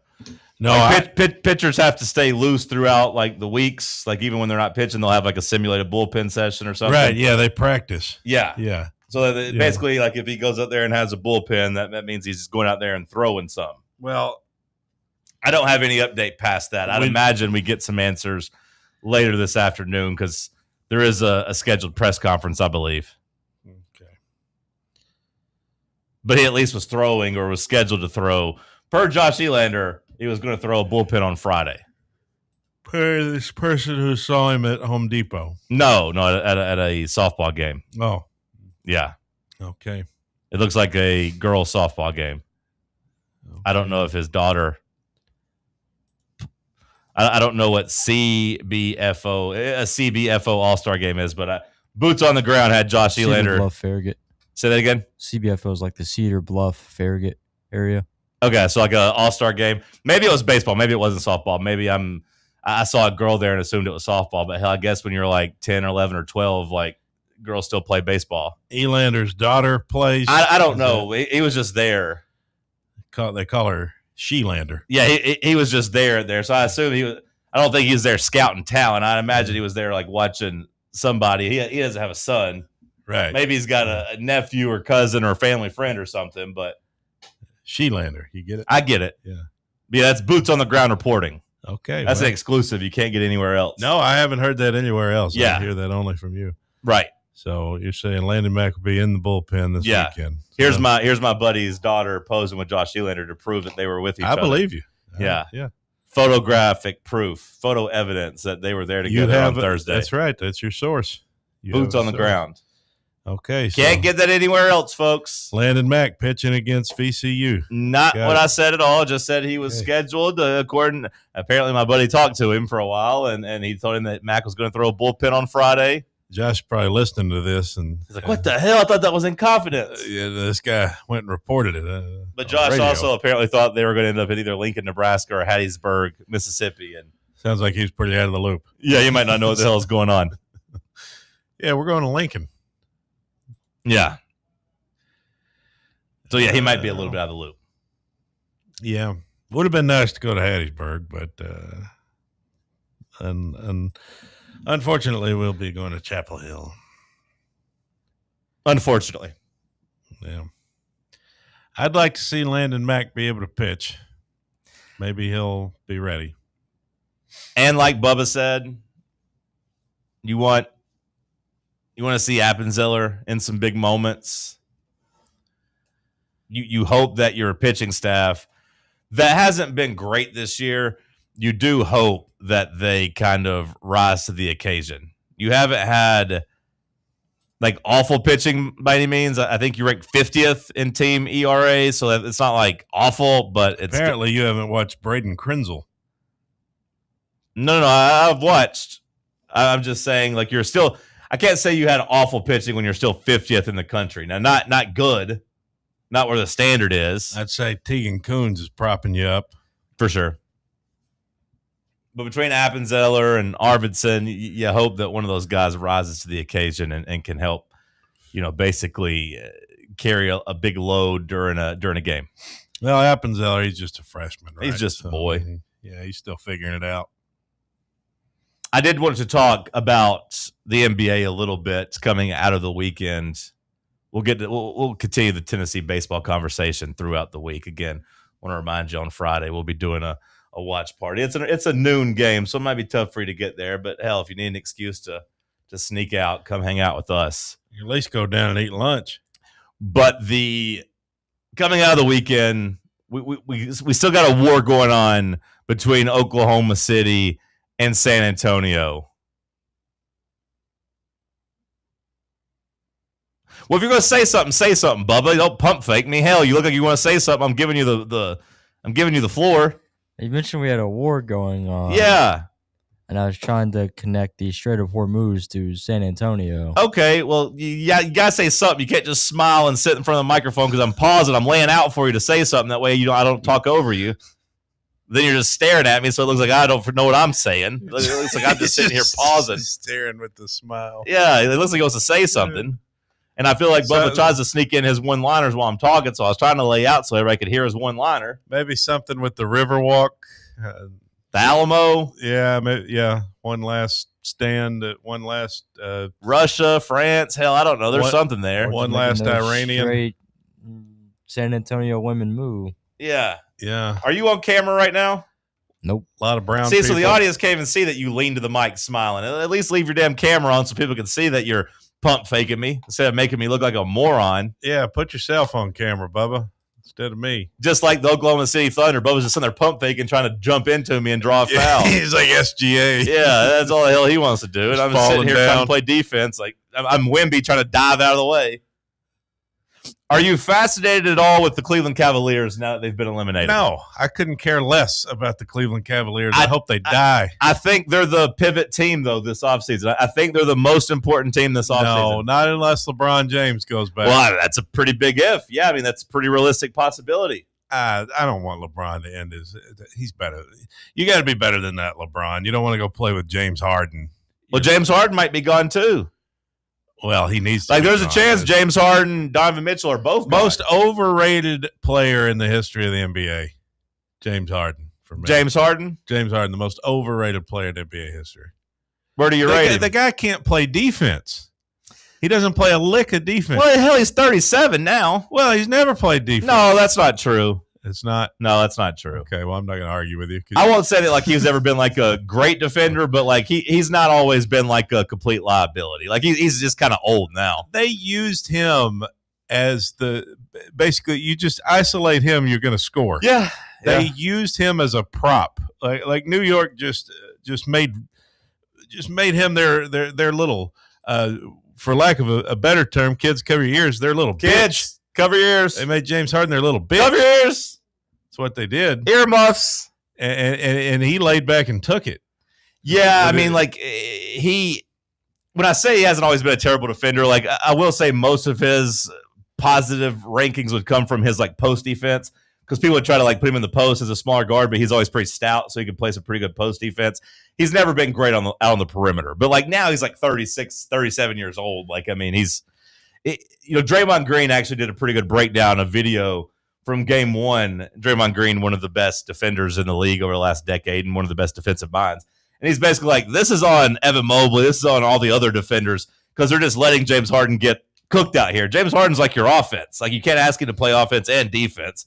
Like, well, it's like that lead that they blew against the Pistons, they should have just took him out of the game. No, that was game one against the Knicks.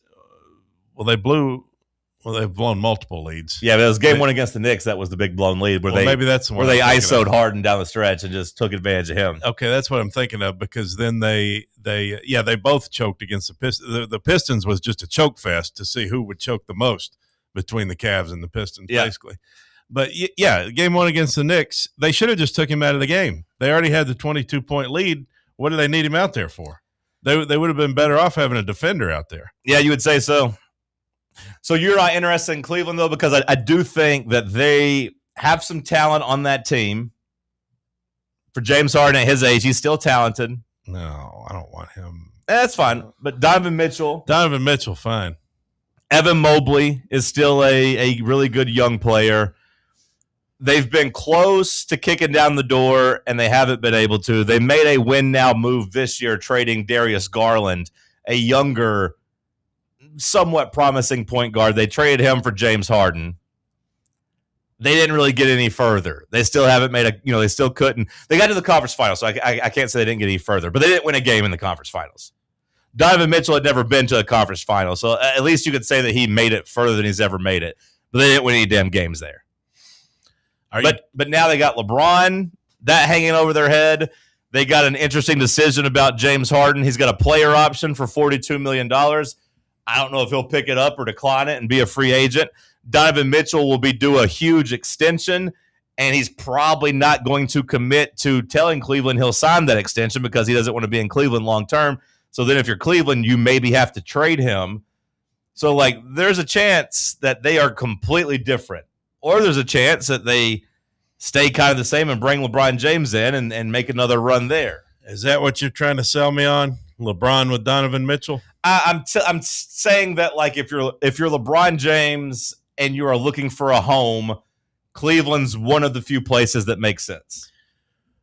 Well, if you add LeBron into the equation, then yes, that automatically becomes interesting. But Like, otherwise, I don't care about Cleveland. If you just get rid of James Harden and bring in LeBron in that spot. The problem for LeBron is like he's not at the point where he's going to, take a veteran minimum or nothing like that. Like he still wants all this money. There's been arguing about that. Some people have said he would take, the $15 million exception. Some people have said he wouldn't. Well, I think if you want to win, I mean, how much does he care about winning at this point versus just ending his career and having more money? I mean, because it is kind of weird that everyone wants him to take the pay cut. Well, that's what champions do. That's what you look at. Tom Brady's a great example. Jalen Brunson took less to be a Nick. Yeah, but look where he's at right now. But not the minimum. No, but I mean, LeBron's 50 years old. I mean, yeah, but he's still a top 20 player. Maybe you don't have to take the minimum, but you don't have to bleed your team dry either. Yeah, I don't think he'll get the max, but I'd be surprised if he took the minimum. Jalen Brunson. If I'm him, I'm like, hey, no one's talking about Steph Curry making $60 million a year, but they want me to take the minimum. Hell, my team made the playoffs. I was still good in the playoffs. Steph Curry didn't make the playoffs. Why is nobody yelling at him to take the minimum? Steph Curry makes $60 million. Why is he not giving Golden State a big pay cut? I don't know. Maybe it's a different standard for LeBron. That's been the moral of the NBA the last decade is everything's different when you judge LeBron. Yeah, but you're judging LeBron as a greatest of all time figure. Curry's in the mix in terms of being a top 10 player. Yeah, but he's not in that top 2. He's not in that. Nobody compares Steph to Jordan. No, sure, but they compare him to Magic. Yeah. They talk about him being a potential top 5 player of all time, but no one yells about Steph Curry taking a pay cut. Hell, he makes $60 million. They didn't make the playoffs this year. I know you want LeBron to make a lot of money. I don't care if he makes a lot of money or not. I'm just saying it is weird that everyone's be like, hey, just play for free, man. I would rather see LeBron at a championship level. I'd rather see him have a team that can contend. But, if he goes to the Cavs, he's back in the East. Well, that's going to be a much easier path. That's also going to be an interesting wrinkle this offseason is if I am a young star or, hell, an old star, if I'm anybody in the West that has championship aspirations and I don't play for either Oklahoma City or San Antonio, I think I'm looking at it and saying, maybe I should go to the East. If I'm Kawhi Leonard with the Clippers, for example, hey, you guys need to rebuild. I still got a couple years left. How about you trade me to the East where I can maybe go somewhere and try to get a team over the hump? The West is such a slog. You look over here in the East, I mean, look at the playoff teams. The Knicks have beaten, no offense, but the Hawks, the Sixers, and the Cavs. Well, it feels like you can get good a lot quicker in the East. Well, I don't want to act like the East was easy compared to the West because I don't think that was the case for the regular season. But I do think the Thunder and Spurs are the 2 best teams in the West, and they are 2 of the 3 best teams in the league. Yeah, but then you got, the Nuggets. Yeah, but none of those teams were very good. You don't think the Nuggets are anything special compared to the East? No. The Knicks would have beat the Nuggets in a playoff series. Yeah, it's just Jokic is a top player. But and then if the Celtics, come back with Jason Tatum healthy for a full year, they'll be back. And the Cavs versus the Nuggets would have been a close series. Some guy on the radio the other day was saying Jason Tatum's a top 5 player in the NBA. He might. It's hard to say that coming off of the Achilles tear, but I mean, he might be number 5. It's when you say top 5. I mean, if you 5th is top 5, so I think that's possible. Yeah, doesn't sound right to me. I mean, he's an All NBA. He is a first champion. Team player. I mean, he was first team All NBA the year before he got hurt. He's a champion. How about LeBron and Giannis just team up and go somewhere together? Well, that would be possible in Cleveland. It'd be possible in LA too, wouldn't it? It'd be a lot tougher. It'd be a lot tougher in LA than it would be in Cleveland. That to me again is what makes them so fascinating. Not to sell you on the Cleveland Cavaliers, but theoretically, you could pretty easily team up and put LeBron James in James Harden's spot, and then put Giannis in Evan Mobley's spot if they traded Evan Mobley. Seems like a bit of an upgrade. And then you're positioning yourself to get to win the Eastern Conference. I mean, that would be the expectation. You get Giannis and LeBron, you're winning the Eastern Conference. Correct. And then who's the one player that you might feel good about matching up with Wemby?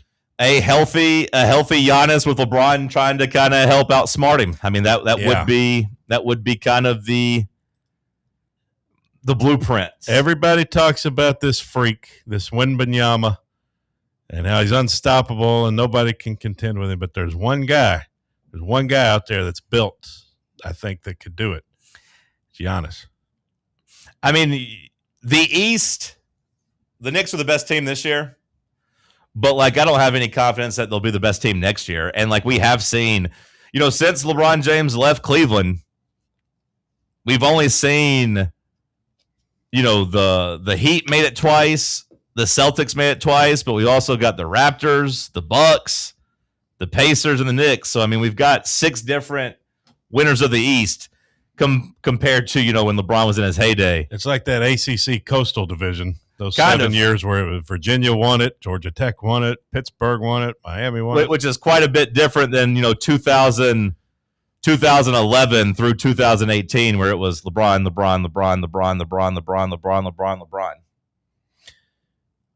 Sounds to me like they just need to get LeBron back in the East. Well, if I'm him, like I said, I'm looking and saying, I have to move my family, or I'd have to be away from them for a year, but I don't really want to play Wemby and Jokic and the Thunder.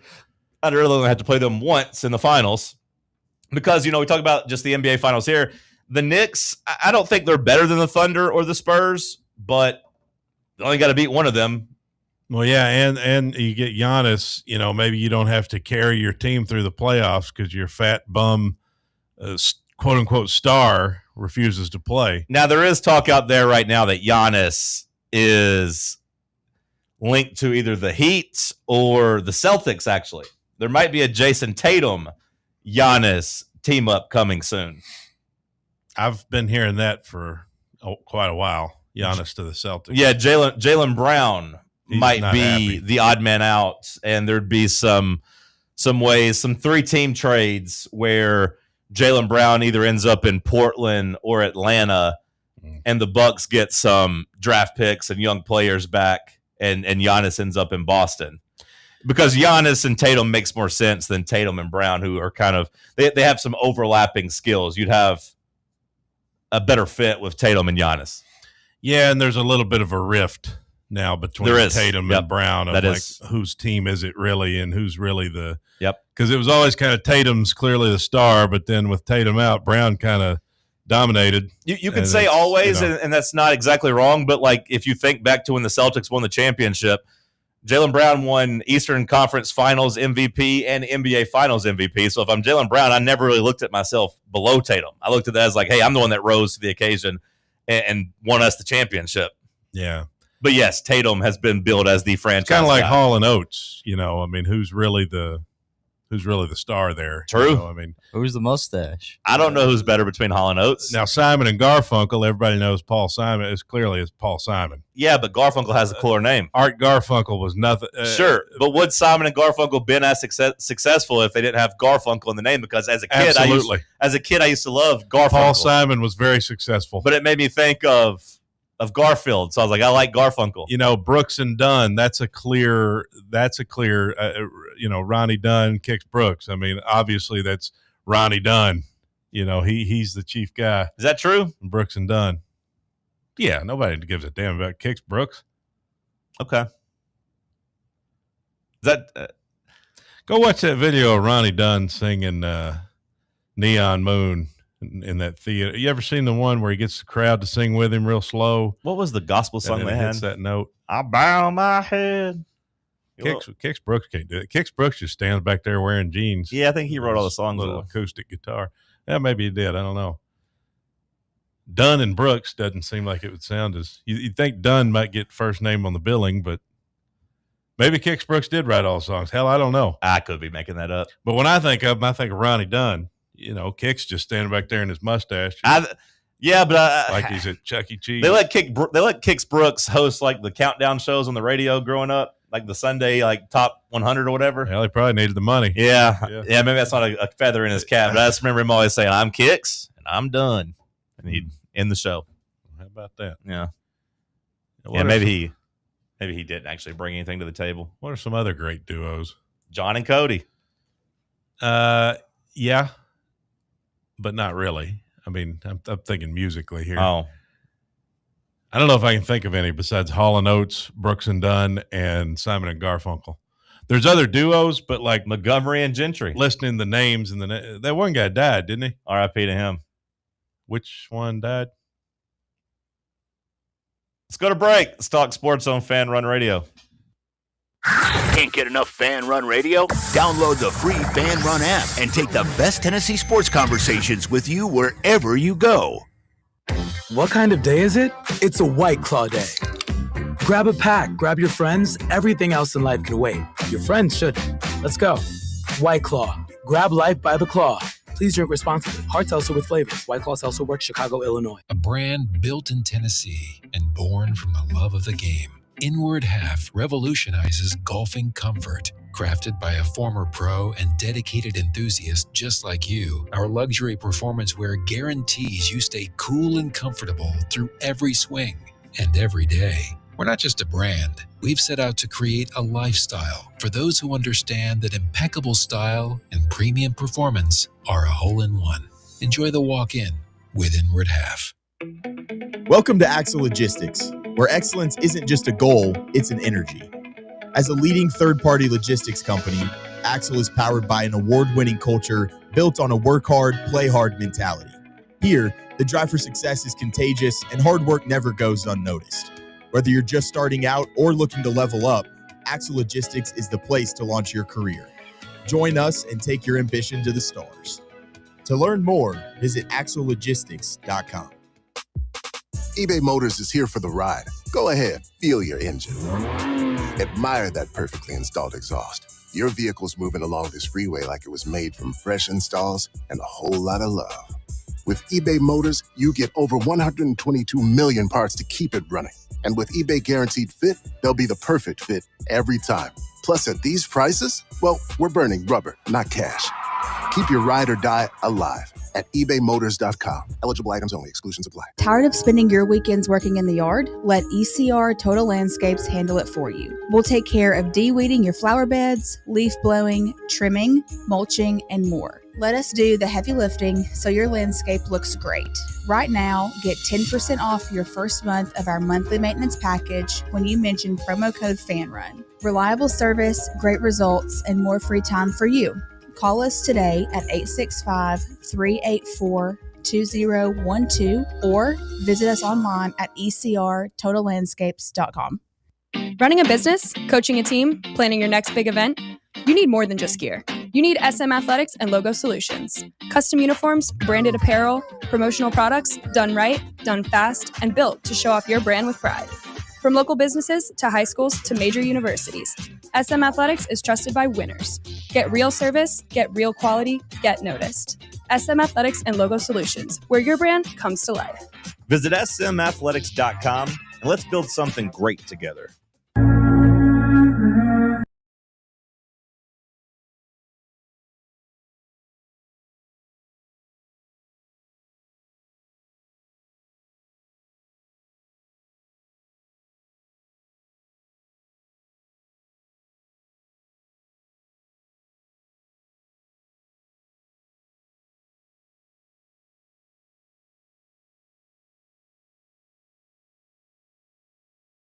Every now and then I say something, and I'm like, probably should go fact check that.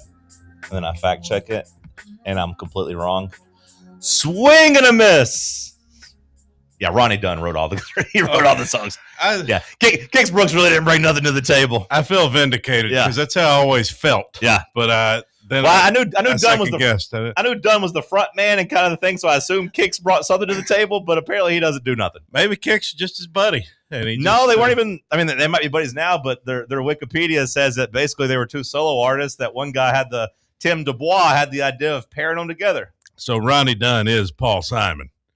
Now, I will say they do get credit for co-writing some of their songs. Well, yeah, I mean, I'm sure Kix. But like But I'm like, sure Kicks has helped co-write. I mean, well, yeah, but like it does like specifically say that like some of their biggest songs were just explicitly written by Ronnie Dunn, including like Neon Moon and Boot Scootin' Boogie. Like he wrote those by himself. Yeah, well, and those are their two biggest songs, I would say. Well, somebody's got to help with arrangements and composition. Maybe Kicks was. I'm trying to give the guy credit somewhere. It was probably Tim DuBois that did all that. He was their record producer. Yeah, so he was the one probably kind of putting it up. Kicks, he's up there playing the guitar. I mean, he's.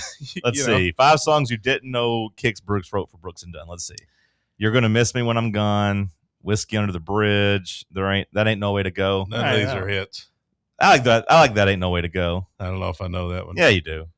That ain't no way to go, girl. It just ain't right. I'd need to hear it. How could I pretend? Ronnie sings them all, right? To hear you say goodbye. You could keep doing that, but I'd need to hear that it. Ain't no way to go. I'd need to hear it on the radio. You never heard That Ain't No Way to Go, Bubba? You ever heard I'm That Ain't No sure Way to I Go? have, but again, I can't really. Girl, it just ain't right.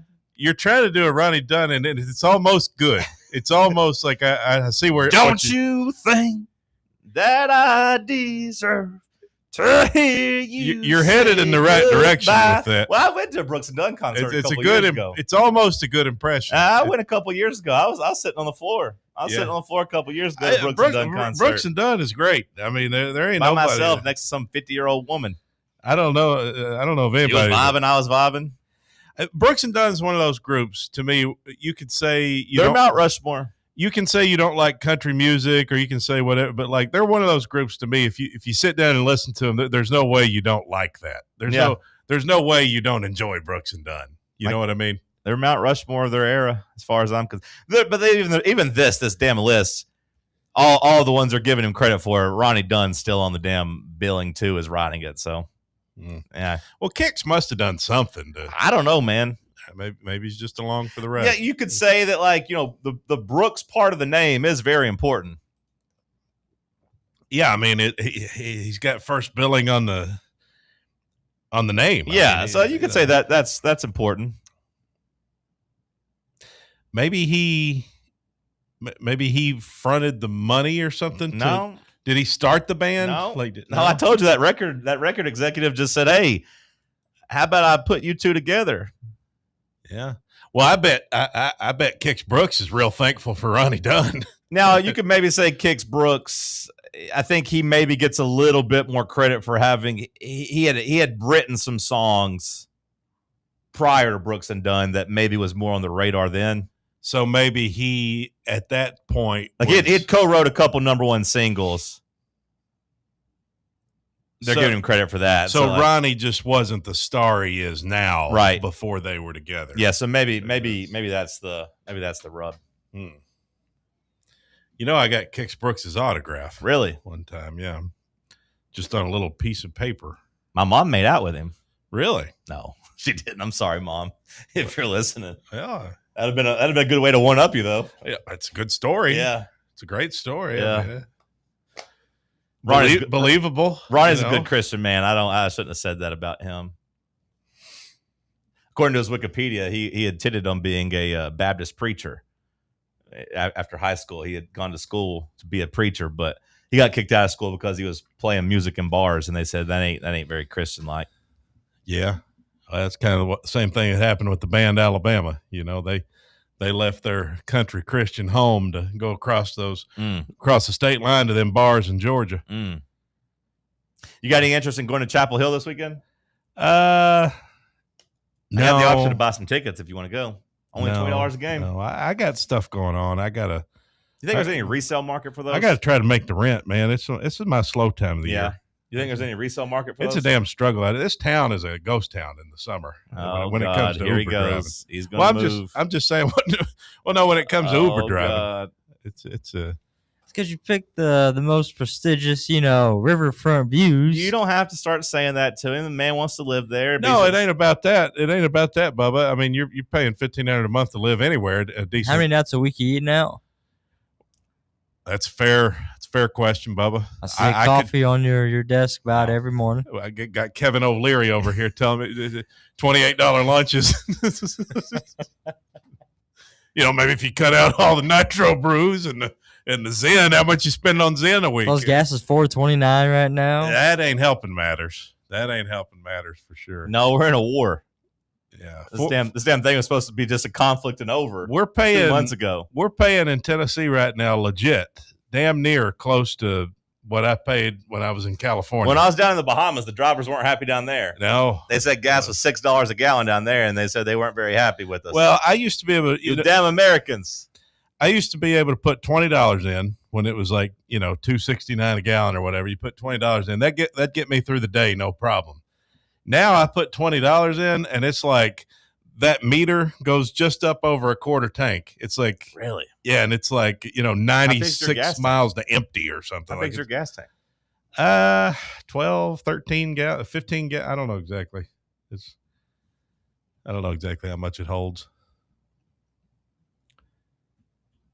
Elon's even raised the damn price on electricity. I get squeezed by this too, Oh, yeah. If you ever have to go to the supercharger, they made that more expensive too.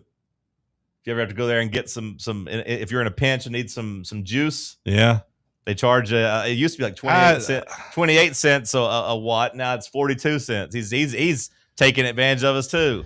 Well, Elon needs some more money. He ain't got quite enough. Don't you think that I do think I trust Elon more as a billionaire than I do Bill Gates.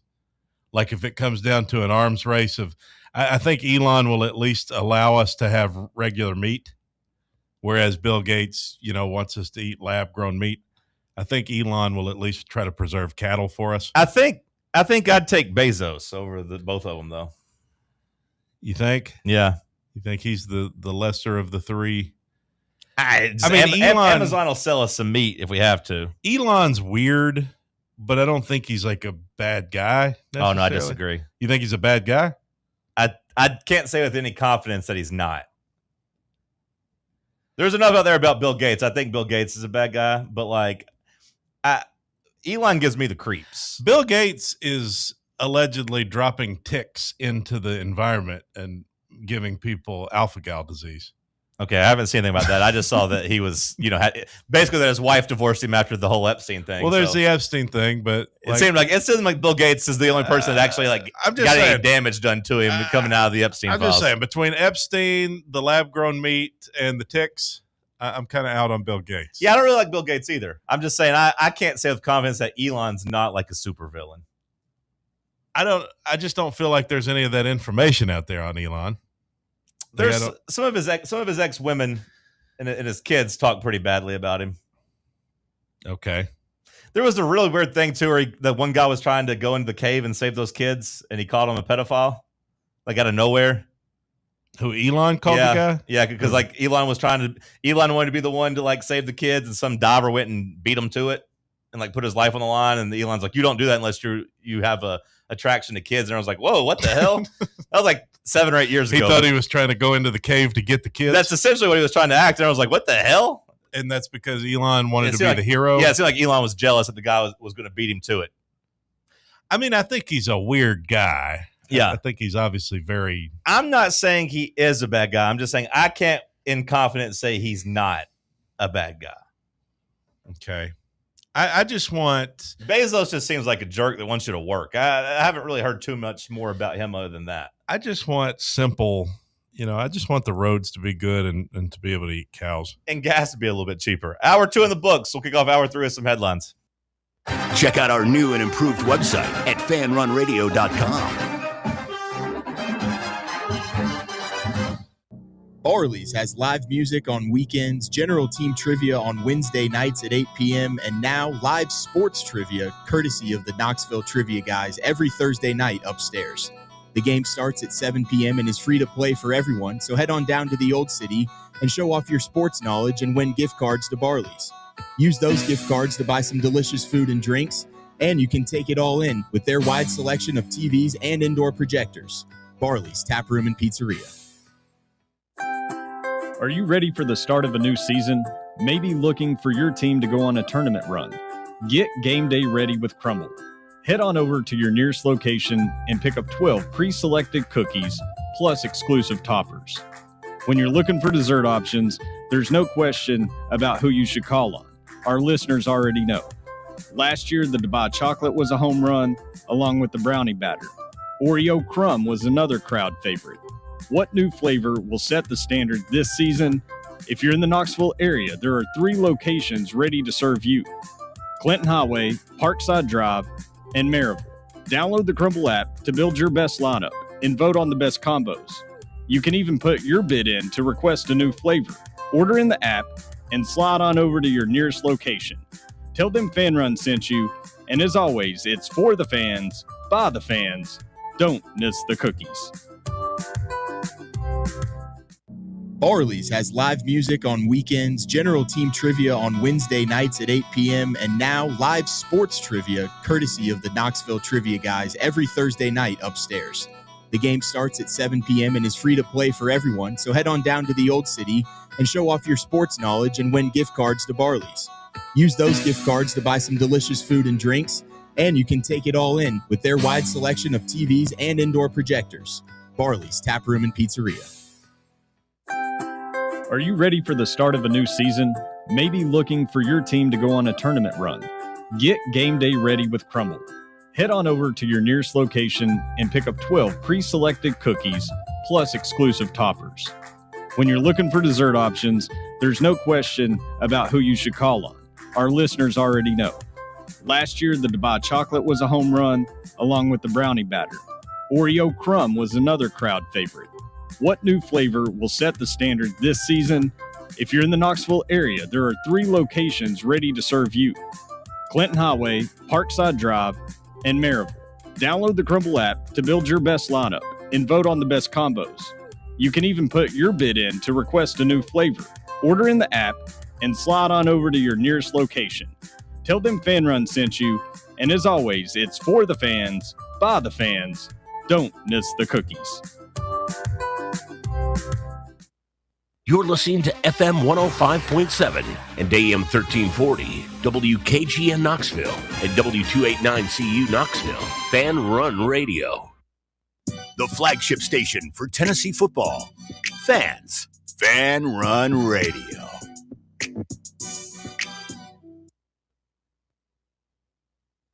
Round 3. The world's greatest radio show. The world's greatest radio show in Tennessee. Power Rankings, Tuesday Trivia. John Reed and Cody going wild, no Olivia.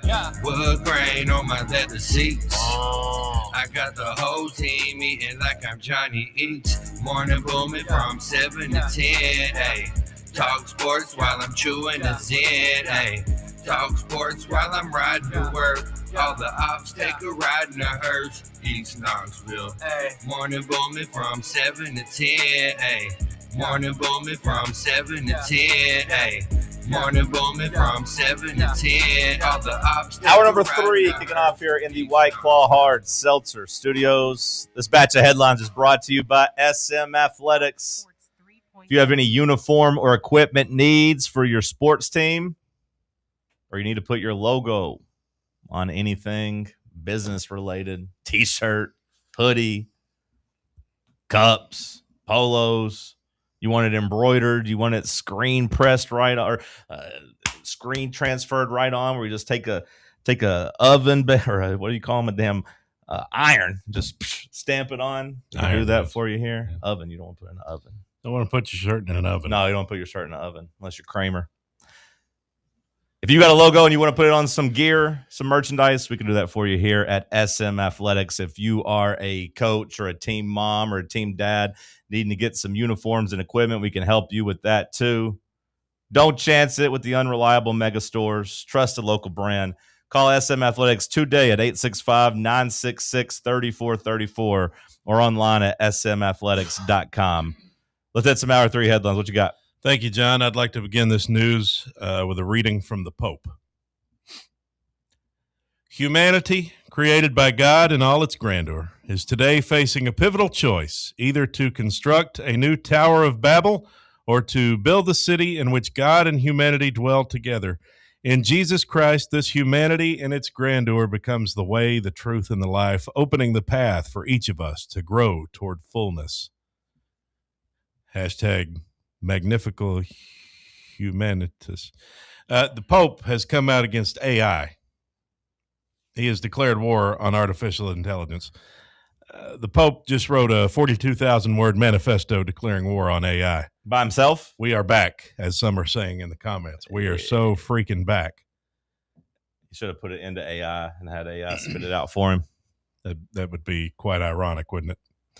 Yeah, so the Pope has come out against AI. He says it is a danger to humanity, essentially.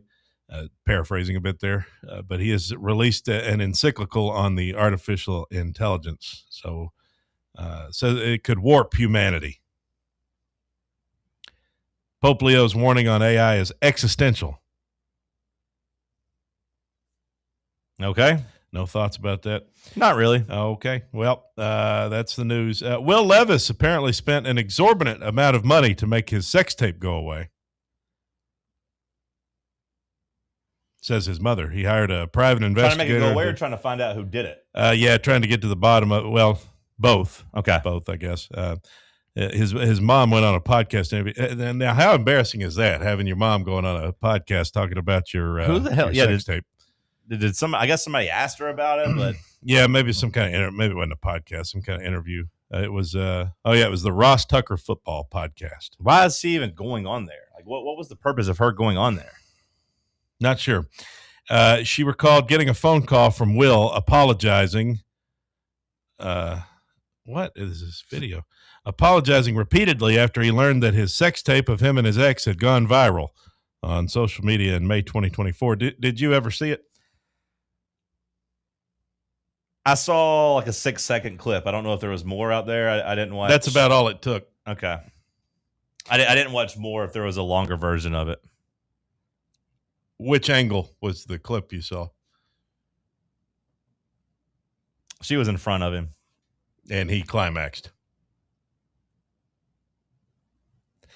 Well, apparently Will Levis spent a lot of money. His mother said an exorbitant amount of money trying to get to the bottom of it, to scrap the intimate sex tape with his college girlfriend, Gia Duddy, from the internet. His personal device was targeted by an Eastern European hacking group, said his mom. That may have been what happened to your Instagram account. Who knows? As soon as he started talking, my heart immediately sank, said Will Levis's mom, Beth. I ended up pulling over and come to find out that my son had just found out a couple hours before that he discovered there was a very intimate video of him and his ex-girlfriend that had gone viral. The first words out of Will's mouth were, "I'm so sorry, Mom." And it just broke my heart, said Beth. Aww. How embarrassing. How embarrassing, your mother to discover your sex tape. That would be bad. It would be. In other news, the CIA. Do you think you'd call your mom and tell her, or just hope that she didn't see it? I would not. Absolutely not. Yeah, I think I would just. I would not bring it up. I think I would just take my chances that that she didn't ever find out. There was a guy that I went to school with who, one of our coaches. Well, I don't want to say who the guy was, but one of our coaches, one of our football coaches, very well-known guy.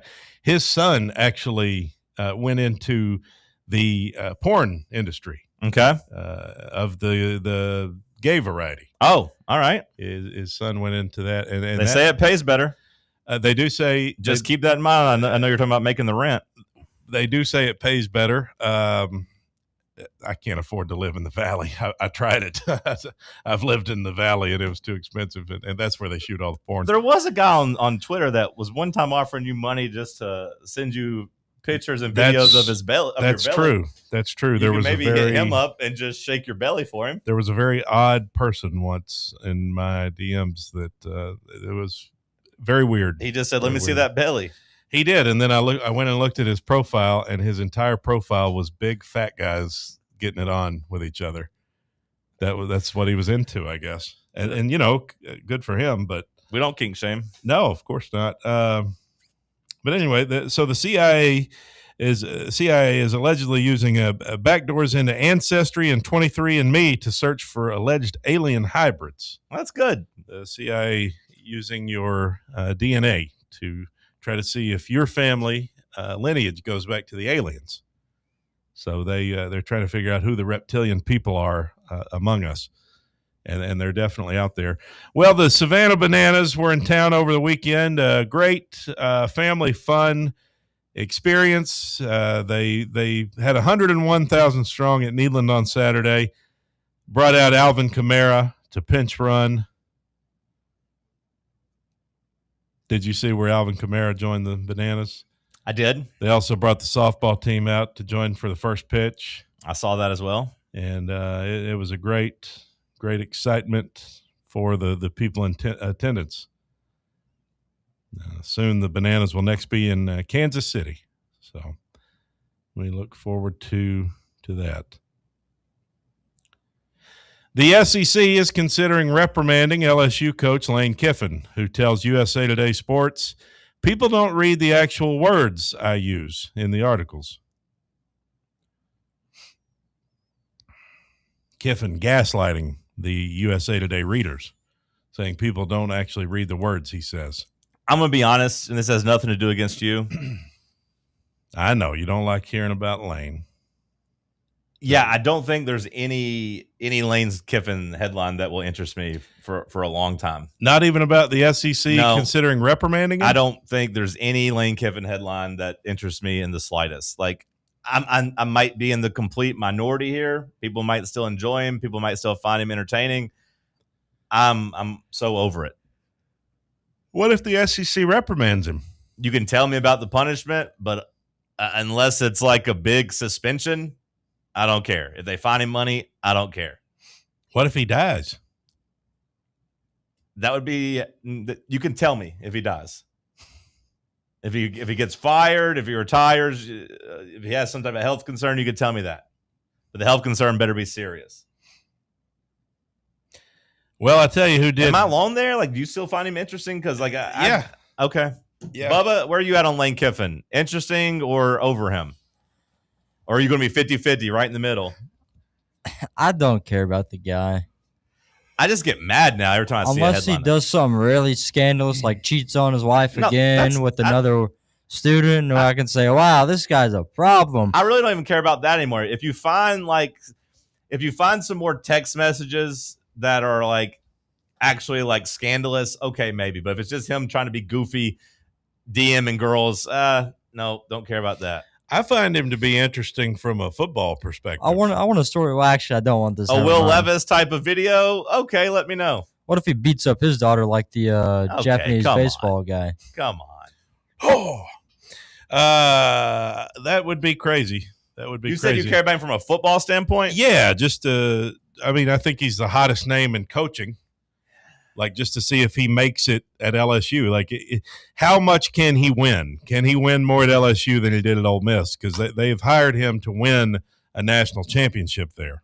I am completely fine with that. Like, LSU will be a good hate watch for me this year. I will be rooting against them. I want them to fall on their face. I didn't really like have hatred for him at Ole Miss just because, like, hey, Ole Miss, whatever, you deserve some happiness. But at LSU, with the way they just thrown all that money around and they went out and tried to steal him and thought they were getting some big prize, champion level coach, I do hope he falls on his face at LSU. Well, I hope it's glorious. Speaking of falling, I hope it's disgusting how bad he loses. Face. Speaking of falling on your face, 38-year-old social media influencer Bob Maneri got his ass rocked over the weekend by Johnny Manziel in the UFC Las Vegas event. More than 10 years after his last NFL game. You see what I've done? Back-to-back headlines of guys you hate hearing about. Lane Kiffin and now Johnny Manziel. I actually found myself somewhat interested in this fighting over the weekend. Well, Manziel whooped this influencer. Not so much from Johnny Manziel's perspective, because the guy he fought seemed like he was like coked out of his mind coming to the ring, like coke and pills. Like it seemed like he was just. That's dangerous, doing coke before a big fight. Well, it seemed that's what happens, and like even like the announcers were like, "This guy seems like he's on something." Like there's been guys who have died before, because they were all coked up. Yeah, but the actual fight was terrible. But I did find some of the Friday night media scrum planted questions, like media viral people trying to go in there and, like be influencers and go viral. I did find some of that somewhat entertaining. And then the Ray J super hot fire fight was kind of funny to watch because they went 2 rounds in this fight. The first round, this guy, super hot fire, who I don't really know who that is, some type of influencer. Bubba. Sweet tea. I drink that. Who is that? I don't. Is this internet guy on YouTube back in like the early 2010s. Okay, but like what's his thing? shit? He'd be a skit where it's like he's not a rapper, but I'm not a rapper. Okay, I don't like sweet tea from McDonald's. I drink that. Naps after a win. I'll take that. Okay. Okay. That kind of sounds familiar. Did you watch this fight against Ray J? No. Well, first, I watched the highlight after I saw there was some controversy. So the first round, he goes in there and he is trying to basically do like Roy Jones Jr., Floyd Mayweather, like, I'm just not going to throw one punch and I'm going to dodge every one of your punches because Ray J can't knock me out and Ray J's, whatever. So whole first round, Cody, he doesn't do anything. And then in between the first and second round, it looks like he gets on the phone and tells his friend, okay, bet now. And goes in the second round and then knocks Ray J out within like 30 seconds. And then after the fight, Ray J's like really mad, like, bro, come on, we had a plan. You know how much money you just cost me? It was like the implication being like they had agreed to like rig the fight. Meanwhile, this whole thing is sponsored by a gambling company. And then you also have the guy on the phone telling his friend, bet now. And then he goes in there and just knocks him out immediately. Like it was like such a weird situation that I did find to be pretty entertaining. Could it be any more American? And Ray J's like, come on, bro. I can't say too much, but we had a plan. Ray J's basically admitting to like fixing the fight and trying to bet on it.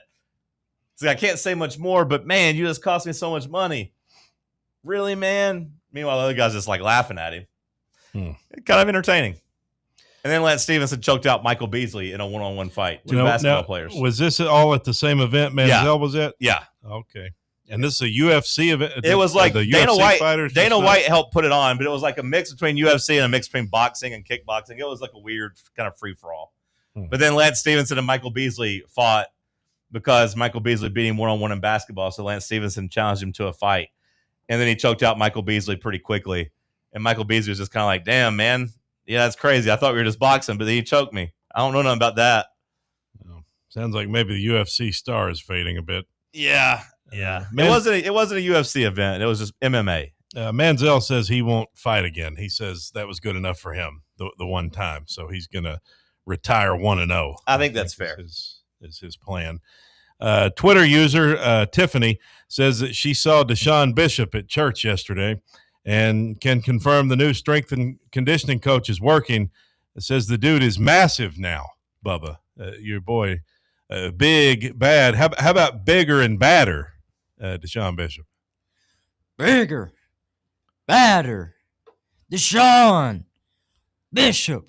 So if you trust Tiffany on Twitter, user at Vol212320, she says Deshaun is much bigger at church yesterday and confirms the new strength coach is working these boys. So that's good to hear. Amidst all the chaos, my man's still taking in the good word. That's right. I do like that we just got random Twitter users. He's massive. Yeah, I have no reason to not believe her. And also, how about this rift between Abdul Carter and Jackson Dart? You've been keeping up with this? We got beef. Let's talk about it. We got teammates. We got famous alum taking on their own college. We got some pretty good, interesting beef in sports. Let's dive into that after the break. Bubba, send us there. Let's talk sports on Fan Run Radio. Can't get enough Fan Run Radio? Be sure to like and subscribe to our YouTube channel by searching for Fan Run Sports. What kind of day is it? It's a White Claw day. Grab a pack, grab your friends. Everything else in life can wait. Your friends shouldn't. Let's go. White Claw, Grab life by the claw. Please drink responsibly. Hard seltzer with flavor. White Claw Seltzer Works, Chicago, Illinois. Welcome to Axle Logistics, where excellence isn't just a goal, it's an energy. As a leading third-party logistics company, Axle is powered by an award-winning culture built on a work hard, play hard mentality. Here, the drive for success is contagious and hard work never goes unnoticed. Whether you're just starting out or looking to level up, Axle Logistics is the place to launch your career. Join us and take your ambition to the stars. To learn more, visit axlelogistics.com. Hey, Vols fans, Cody Brown here. I grew up right here in Tennessee and know what it means when someone says, I've got your back.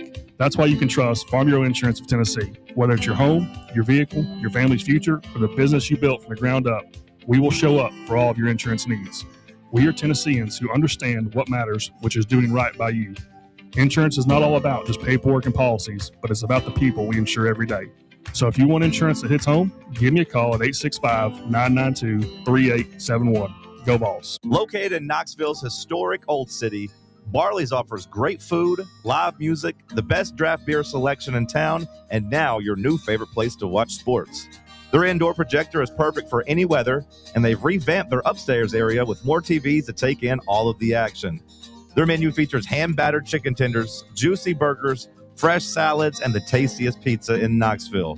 You can enjoy their happy hour drink specials daily from open until 6 p.m. Barley's Tap Room and Pizzeria. Are you ready for the start of a new season? Maybe looking for your team to go on a tournament run? Get game day ready with Crumble. Head on over to your nearest location and pick up 12 pre-selected cookies plus exclusive toppers. When you're looking for dessert options, there's no question about who you should call on. Our listeners already know. Last year, the Dubai chocolate was a home run, along with the brownie batter. Oreo crumb was another crowd favorite. What new flavor will set the standard this season? If you're in the Knoxville area, there are 3 locations ready to serve you: Clinton Highway, Parkside Drive, and Maryville. Download the Crumble app to build your best lineup and vote on the best combos. You can even put your bid in to request a new flavor. Order in the app and slide on over to your nearest location. Tell them Fan Run sent you, and as always, it's for the fans, by the fans. Don't miss the cookies. Hi, this is Dr. Stephen Malone at Knoxville Smiles. Has it been a while since your last dental visit? If so, I'd like to invite you to come see us. At Knoxville Smiles, it's our vision to provide the best dental care in town in a relaxed, friendly environment. So if it's been a while and you've been putting it off, don't wait any longer. Come see us at Knoxville Smiles. You can schedule an appointment online at knoxvillesmiles.com or by phone at 865-539-1776.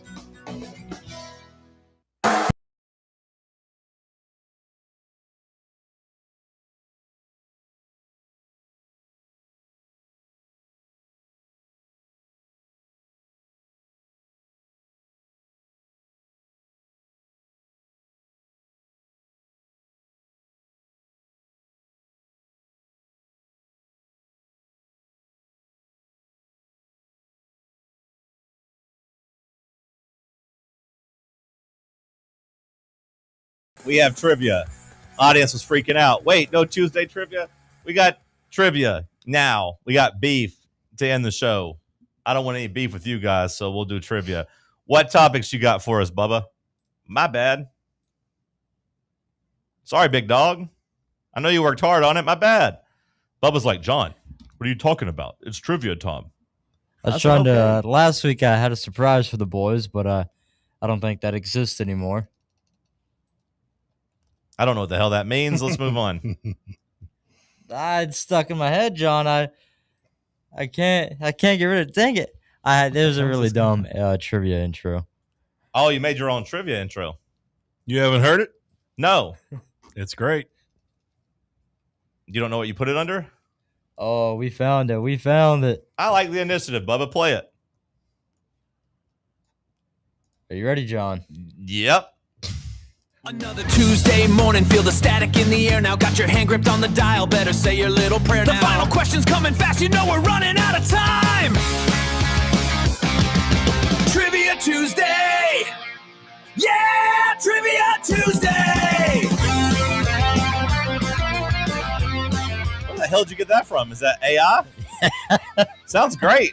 Good job by you, Bubba. We just destroyed half the environment out there. Some frog ain't got no home no more. Well, we got to use it then. But that don't matter because, John, today we've got General Trivia Tuesday. I wish I would have done Tuesday trivia instead of. It's okay. That. I also tried to make it British, but that's as British as we got. That's fine. I appreciate the initiative. We've got units of measurement. Oh, no. We've got vampires. Okay. I want to drink your blood. And we've got movie collabs. General, units of measure, vampires, movie collabs. What am I missing? Country capitals. Oh, I'm cooked. I'm cooked. I'd say this is pretty even. I don't think it is unless I You got movie collabs and vampires. I got to nail the movie collabs. Give me movie collabs for 3. Wait, is it your turn? Yeah, I won the last time. You did? Yeah. Did you? Hit the 5-pointer? Beat you in the tiebreaker? Oh, that was that was Bush League. No, it was clutch. Bush League. That was a 5-pointer at the buzzer. All right, movie collabs for 3. Chris Farley, Matthew Perry, and Eugene Levy. Chris Farley, Matthew Perry, Eugene Levy. I cannot picture Eugene Levy. I love Eugene Levy. Well, yeah, I cannot picture him in any movie. Those eyebrows. What a guy. That's not American Pie. These guys are not there. He also did Schitt's Creek. That's not a movie. Swim TV it show. up. It's a TV show, yeah. All right, I know the answer, Bubba. At least I think I do. Give me Almost Heroes. That is correct. Let's go. That's crazy. Country capitals for 3, Bubba. They try to beat Lewis and Clark to the ocean. Your movie knowledge is unparalleled. Country capitals, we're looking for South Korea. I'll go ahead. Seoul. That is correct. I've been watching a lot. Hell, even I knew that one. I've been watching a lot of pop culture Jeopardy on Netflix. Mm-hmm. They release one every day. And I want to go on there because I think I could. I don't know if I could win it because some guys are really good, but like I think there's a chance I could win a couple episodes. You get a teammate with you. It's just movies or it's what? Well, it's just pop culture. So it'll be movies, Gen Z slang. Yeah, I think you'd do well. All types of stuff. TV shows, celebrity news. I think I'd do really, really good at it. I think you would too. I get a lot of answers right when I'm watching. All right, let's Did you really know Seoul? Yeah, I knew Seoul. Do you know how to spell Seoul? Seoul. Good job. One of my buddies from school is Korean, so I know that. Really? He lives in Seoul. You have a Korean friend in Seoul? Mm-hmm. I don't talk to him anymore. It's a whole thing. He was a senior when I was a freshman in high school, and we became buddies. But then it turns out that like he was really like 22 years old, and he was still hanging out with all of us, like even after he graduated, which is fine. But he also like was hanging out with girls. Sure. And then like their parents found out that like this 20-something-year-old man was hanging out with like their 16-year-old daughter. It was a whole thing. It was kind of sad because his parents made him, when they moved over here, they're basically like, hey, you got to start school here as a freshman. So just tell everybody you're 15. But really, he was like 18 when he started high school. But they wanted to give him a full like American education. Hard to tell sometimes with them. He was pretty stout. Like he was a lot stronger than you would think. Like he was yeah, he was a really good athlete too. You ever ask him about his brothers to the north? His thoughts on the? Yeah. Well, that's why he had to go back. They brought him over here to skip out on the military stuff, and South Korea came back to get him. They came and got him. I was like, "Hey, brother, you got to come do the military thing." And then everyone realized he was older. It was a whole thing. All right. Long story short, I did know Seoul. Let's see here. Give me. I'm just kind of interested in it. Give me vampires for 3. Let's see what we got with vampires for 3. In 1998, Wesley Snipes played the vampire hunter Blade, whose real identity was this. Damn it. I was hoping the answer would just be Blade. So essentially, Bubba, you're asking for Blade's real name. Is that correct? Yes. Okay. Man, I've known this at one point, but I don't know it. I'm not that big of a comic book nerd. You're going to tell me, I'm like, oh, yep, that's right. Blade. I don't know. We're looking for Eric Brooks. Nope. Actually, I didn't ring a bell at all. Let's go units of measurement for 3. Damn it. This unit of measurement was originally measured by the size of 3 barley corns side by side.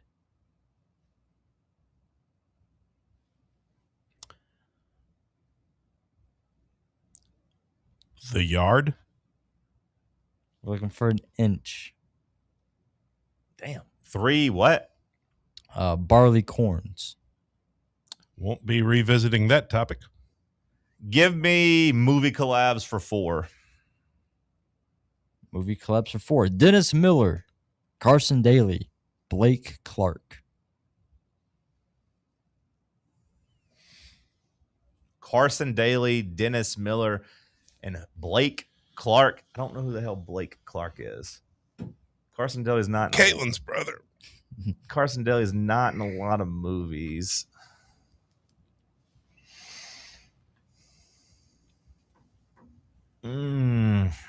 This is going to be an embarrassing guess if you're like, what the hell are you talking about? I'm going to go with Josie and the Pussycats. Sorry, we are looking for Joe Dirt. Okay, General for 3. Who does Carson Daly play? Does he play himself in that movie? I did not have it pulled up. Dennis Miller, I know he's a radio host. Who is the other person? Blake Dent? Clark. Blake Clark? I don't know who that is. Damn it. You say General for 3, Cody? Yes, sir. All right. Oh, the dad from Boy Meets World. Okay. CODA. CODA is an acronym for what? This is General. Damn it, I should have done this one. Child of deaf adults or children of deaf adults. That is correct. Nice get. Okay. 6-3 going into 4. Yeah, I'm in trouble now. I should have done General for 3. Bad strategy by me. Bad strategy by me. I'm cooked. I don't know any of these things at a 4 level.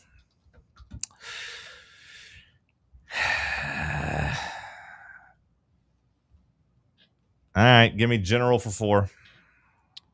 In what year was the internet opened to the public? The exact year? Internet open to the public.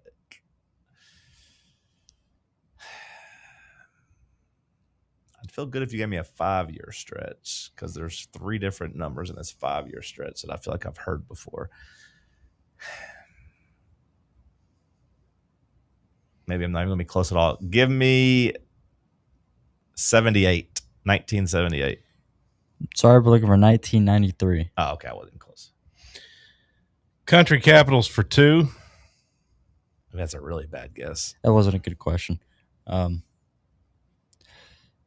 capitals for 2. Canada.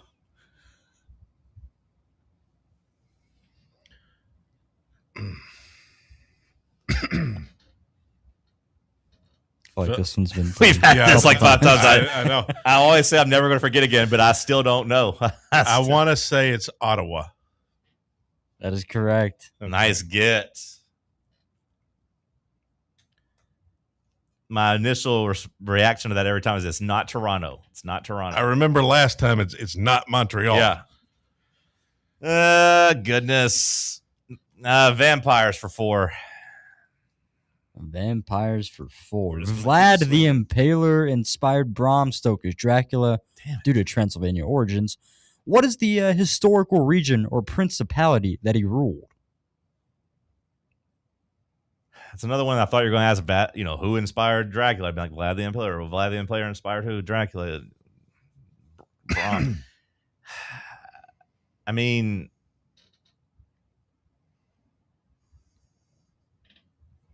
the only region or area I know is Transylvania.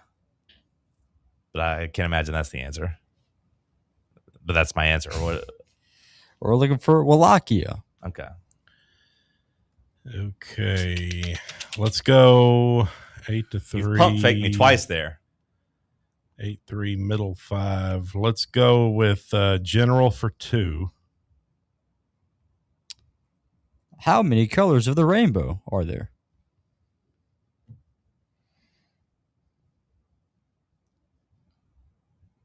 Can you repeat the question? How many colors of the rainbow are there? Red, orange, yellow, green, blue, indigo, violet. 7. That is correct. Roy G. Biv. All right. Okay, give me movie collabs for 5. Sean William Scott, Andy Dick, Fred Ward. Fred Ward? Yes.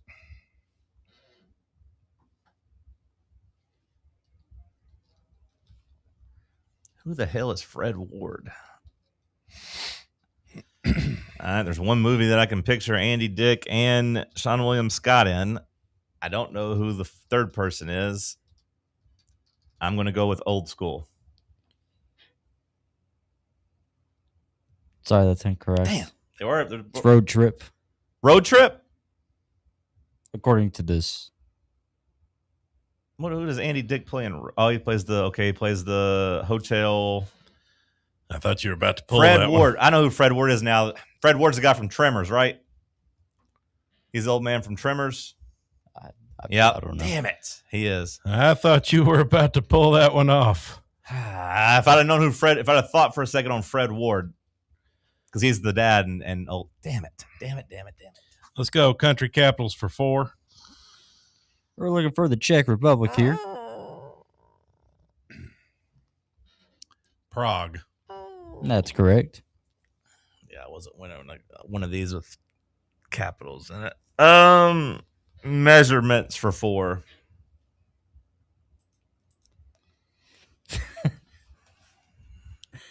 This unit of measurement dates back to Rewind. This unit of measurement dates back to Anglo-Saxon agriculture, when an acre was originally measured by the length of how long an oxen could plow before getting tired, which is kind of like me right now, which measured about 200 meters, or this.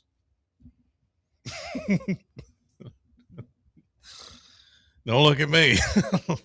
So what are you asking? You don't have to repeat it, and it doesn't really matter, but damn, I was hoping it would be hands, because I know they measure horses with hands. That's what I hoped it was going to be when you said Anglo-Saxon. I was like, okay, here we go. So what's the question? What are acres measured in back in the day? Unit of measurement that they used, similar to an acre with oxen. Oh, I don't know. A furlong. Okay. I've heard of that, but let's finish with country capitals for 5. Djibouti.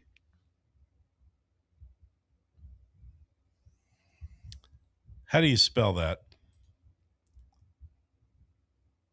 Do we have a ruling on this, John? I don't care. Yeah, that's fine. He can spell it. All right. Djibouti.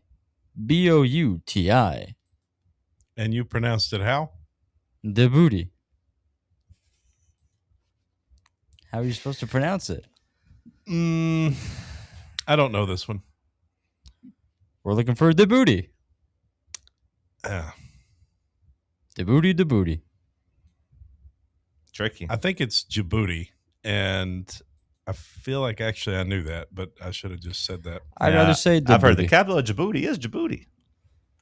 I feel like actually I did know that, but I didn't. I'm kicking myself for not knowing who the hell Fred Ward was, or not thinking about that. Not that it would have made a difference, but I know who that is. I've seen Tremors a million times. Well, the other guy from the 4-pointer was Sean Hunter's dad in Boy Meets World. I just didn't know his name. Cam Clark, is that what he said his name was? Fred Clark, Ben Clark. What did you say his name was? Clark, something Clark. Blake Clark. Blake Clark, yeah. He's the one with the real raspy voice. I think he played in was he in some of the Toy Story movies too, maybe? At least I always thought he was Slinky Dog in Toy Story. The Water Boy, he's Farmer Fran. Okay. Yeah, he was Slinky Dog. Okay. Damn it. Good job by you. We'll talk some beefs coming up next. Let's talk sports on Fan Run Radio.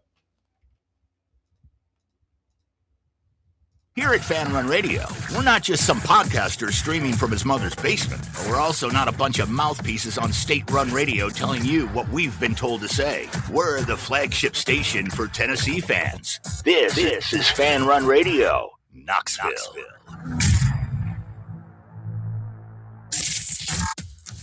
Smoky Mountain Brewery is the place to be for game day. From the moment you walk in, it's wall-to-wall big screens, making Smoky Mountain Brewery the perfect place to watch the Vols or your favorite team in action.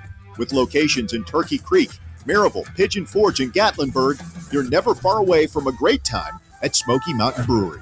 Try one of their world-famous microbrews like Black Bear Ale, Mountain Light, or Cherokee Ale. Juicy burgers, wings that bring the heat, and delicious handmade pizzas made with hand-tossed crust from the freshest ingredients and their own special sauce from a secret recipe, topped off with hand-grated cheese and farm-fresh toppings. And don't forget, those famous microbrews are also available in kegs for your next party or in 6-packs and growlers to go. So grab your crew and head to Smoky Mountain Brewery and tell them Fan Run Radio sent you. Smoky Mountain Brewery. Eat local, eat good. Are you thinking of buying a home but don't know where to start? Well, call VFL Josh Travis, your local mortgage expert with Foundation Mortgage, based right here in Knoxville. Whether it's your first home or your forever home, he'll keep the process simple every step of the way. To get started, visit mortgagebrokerjosh.com or call 423-312-9777 today. Foundation Mortgage Company, LLC is an equal opportunity housing company. NMLS number 1387311. Citizens National Bank. Life is more fun with a Good Life account, offering extra benefits, including bank travel. Experience the trip of a lifetime to Ireland. Explore rolling green hills, historic castles, and charming villages across the Emerald Isle. Get in on the fun. Call 865-429-7935 today. Citizens National Bank. Banking never felt so good. Member FDIC.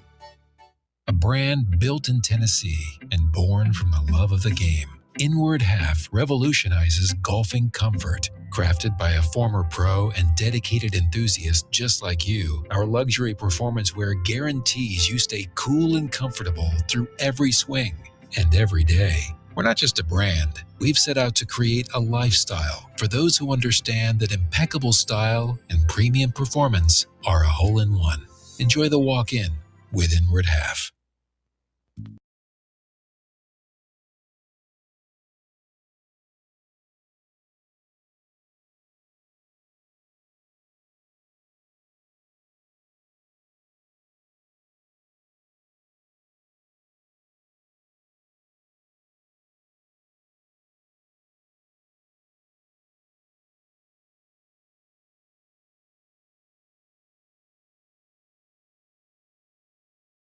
Cody, you had some Jackson Dart, Abdul Carter takes you want to get off your chest? Yeah, I was going to tell you about it, but I also have a note here from ESPN. I don't think it's really worthy of the horn. But Laura Rutledge leaving SEC Nation. It says the ESPN press release says she will expand her ESPN NFL assignment. Well, that's what I was going to ask, because she's her to me, like, her bread and butter is the NFL Live. That's their best actual show on ESPN. Yeah, so Diana Rossini out.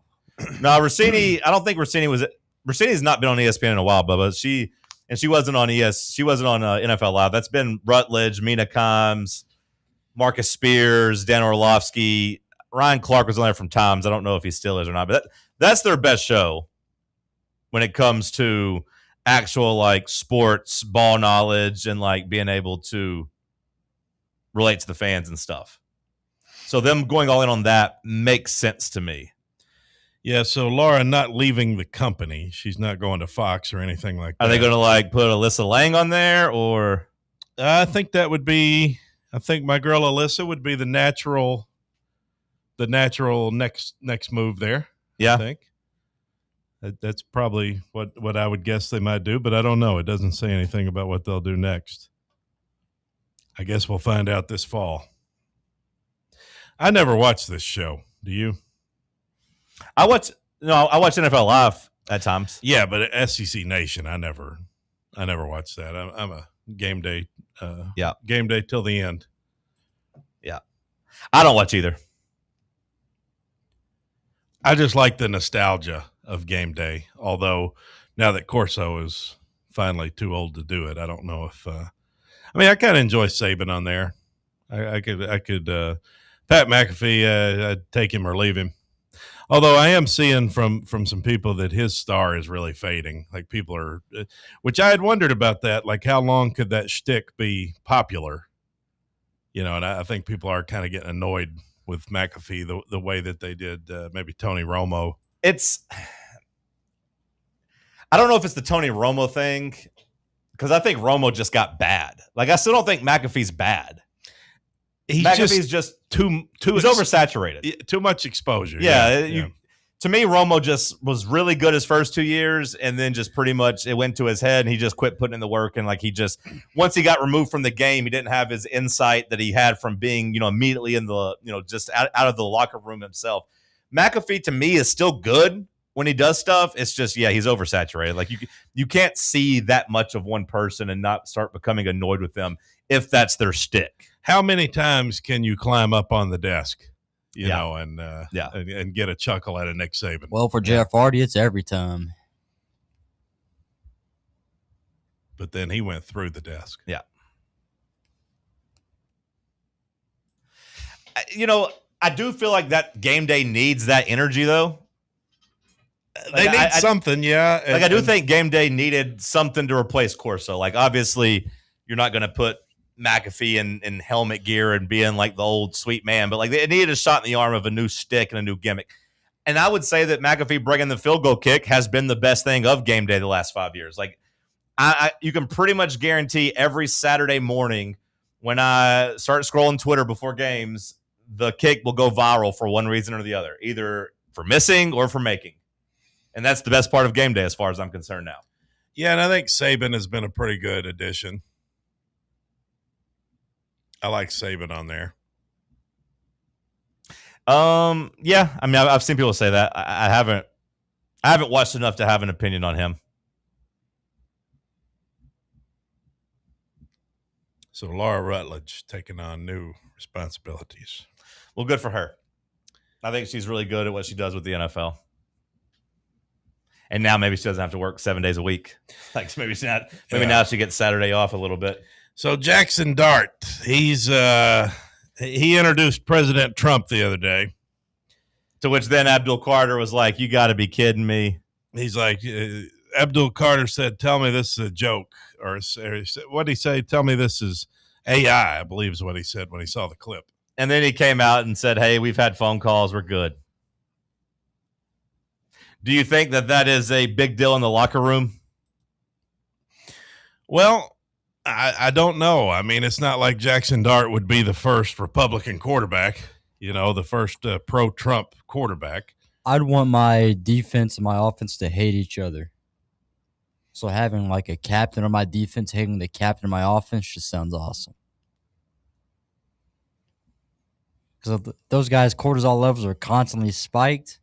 Ain't no need to get them ready. They're already ready. I do think last year we had kid gloves on with Jackson Dart and Bo Scatabo, like where they're just like the new kids on the block, and they were exciting, and we were so desperate for the Giants to be good.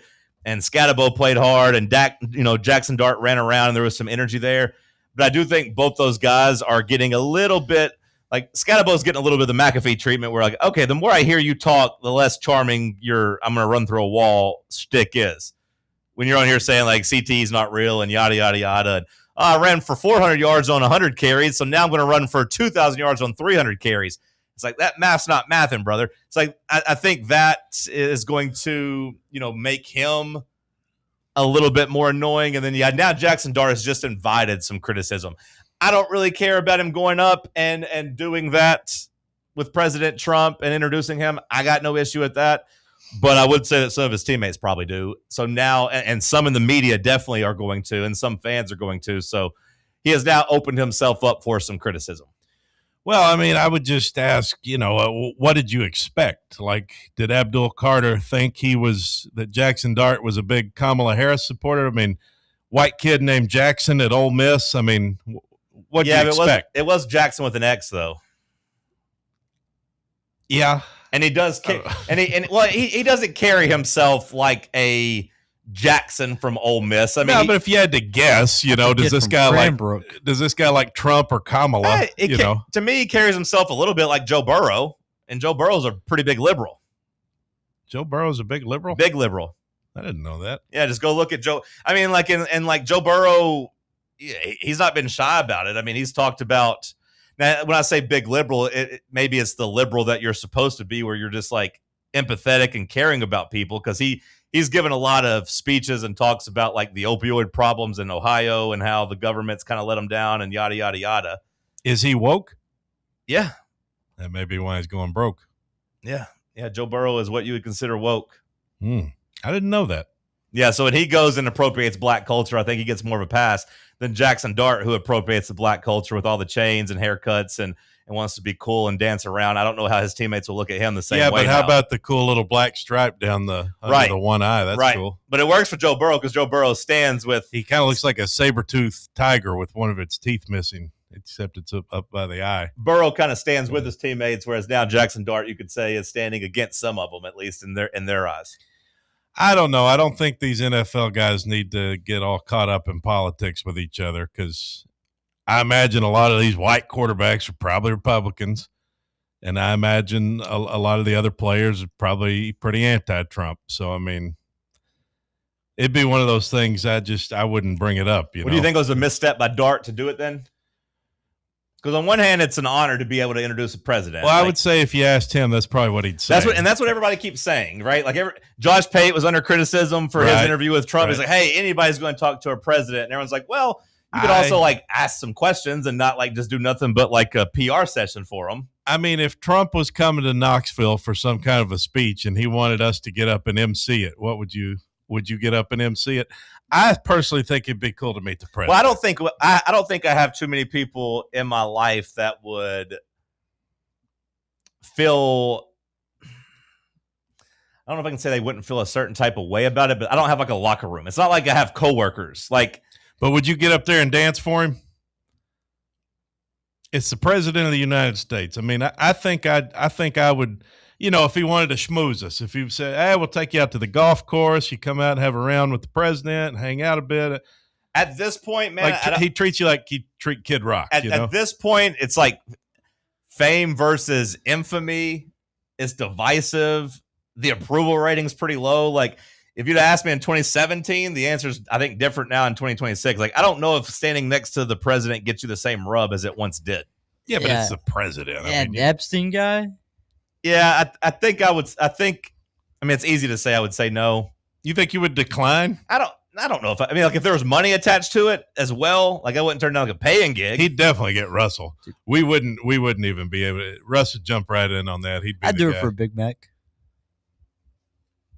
I would like to say I'd say no, just because like I just don't see the point of it. But you probably would be enamored with the spot. That's the president. Yeah, but he's not been nearly as exclusive as other presidents have been. It's kind of, you get some perks knowing the president, though. You kind of get some you kind of get a pass to be cool. But you know what I mean? Like, it's like Cullen Bohannon with Ulysses S. Grant. Joe Biden, Hell on Wheels. Joe Biden didn't really talk to anybody. You know, he was kind of weekend at What Bernie's. are you talking about? But like I talk Obama, to everybody. you know, like Obama didn't just let anybody come and hang around. So like Come on, man. Trump's kind of cheapened it a little bit from that regard, like just hanging out with anybody. Doing a podcast with anybody. Yeah, I mean, just, if Lee Greenwood's like, hey, Kid Rock's his best friend, Lee Greenwood. He's doing interviews with Clay Travis and Josh basically Pate, anybody who will pump him, you know. Yeah, pushes. like 15 years ago, a president, like you might not ever meet a president in your life. Of course you do it, but like, yeah, it seems pretty accessible now. I was more interested in Jason Williams going against Florida. Did you see that this weekend? I saw a headline about that, but I don't know what it was. White chocolate, Jason Williams. You remember the basketball player? You might not even remember him. Where really, did he but play? He played at Florida, and he was in the NBA for a while with the Kings. He played on the Heat, and I want to say it was with the 06 Heat that won a championship with Shaq and D-Wade. You should go watch his mixtape sometime. He's got some really crazy passes. He was a very flashy player. They called him White Chocolate. He used to be high school teammates with Randy Moss. But his daughter played at Florida last year and then transferred to Texas Tech. Getting that bag. Right, but then Texas Tech was back in Florida this weekend. What'd she play, basketball? Softball. Because why would she be in Florida this weekend playing basketball? I don't know. She played softball, and they went there for a super regional, and I guess Florida felt some type of way because they hit her 5 times this weekend. Oh, geez. But she hit the game-winning home run in game 1, and then in game 3, she gets hit and then hits the go-ahead home run, or hits the home run in game 3. I don't know if that was to tie the game. They were down 1. I don't know if it tied or to give them a lead. But basically, it led to huge fights. Like Texas Tech parents were trying to fight all the Florida fans. Florida players were trying to fight her. They hit her 5 times. Jason Williams, who went to Florida's in the stands, doing like the sarcastic Gator chomp. He's now doing interviews saying Gainesville can go to hell. Florida can go to hell. He's not ever going back there unless his daughter plays softball against him. Basically, like they're dead to him. And like it was like a WWE type of scene. What would be the Tennessee equivalent of a Jason Williams? He only played there for 1 year, and he was suspended. He got suspended partly in that season. So, like Wayne Chisholm? No, Chisholm spent more time here. No, it wouldn't be Chisholm. But it's somebody like that went to the NBA. I mean, like Tobias Harris, maybe, because he only played 1 year and went to the NBA. So, like, you probably did take a little bit of credit of him going to the NBA and, like, being a champion. Maybe. Tyreek Key, once he gets to the NBA. I mean, I don't know. Like, he's not one of their beloved sons, but he is probably somebody that's taken credit of his, like, NBA success. I didn't even remember the guy. And he has a cool player that has a lot of cool highlights. But, yeah, like, I don't know if you necessarily think of him synonymously with Florida. So he's totally just... Yeah, he basically said they can go to hell. They're dead to him.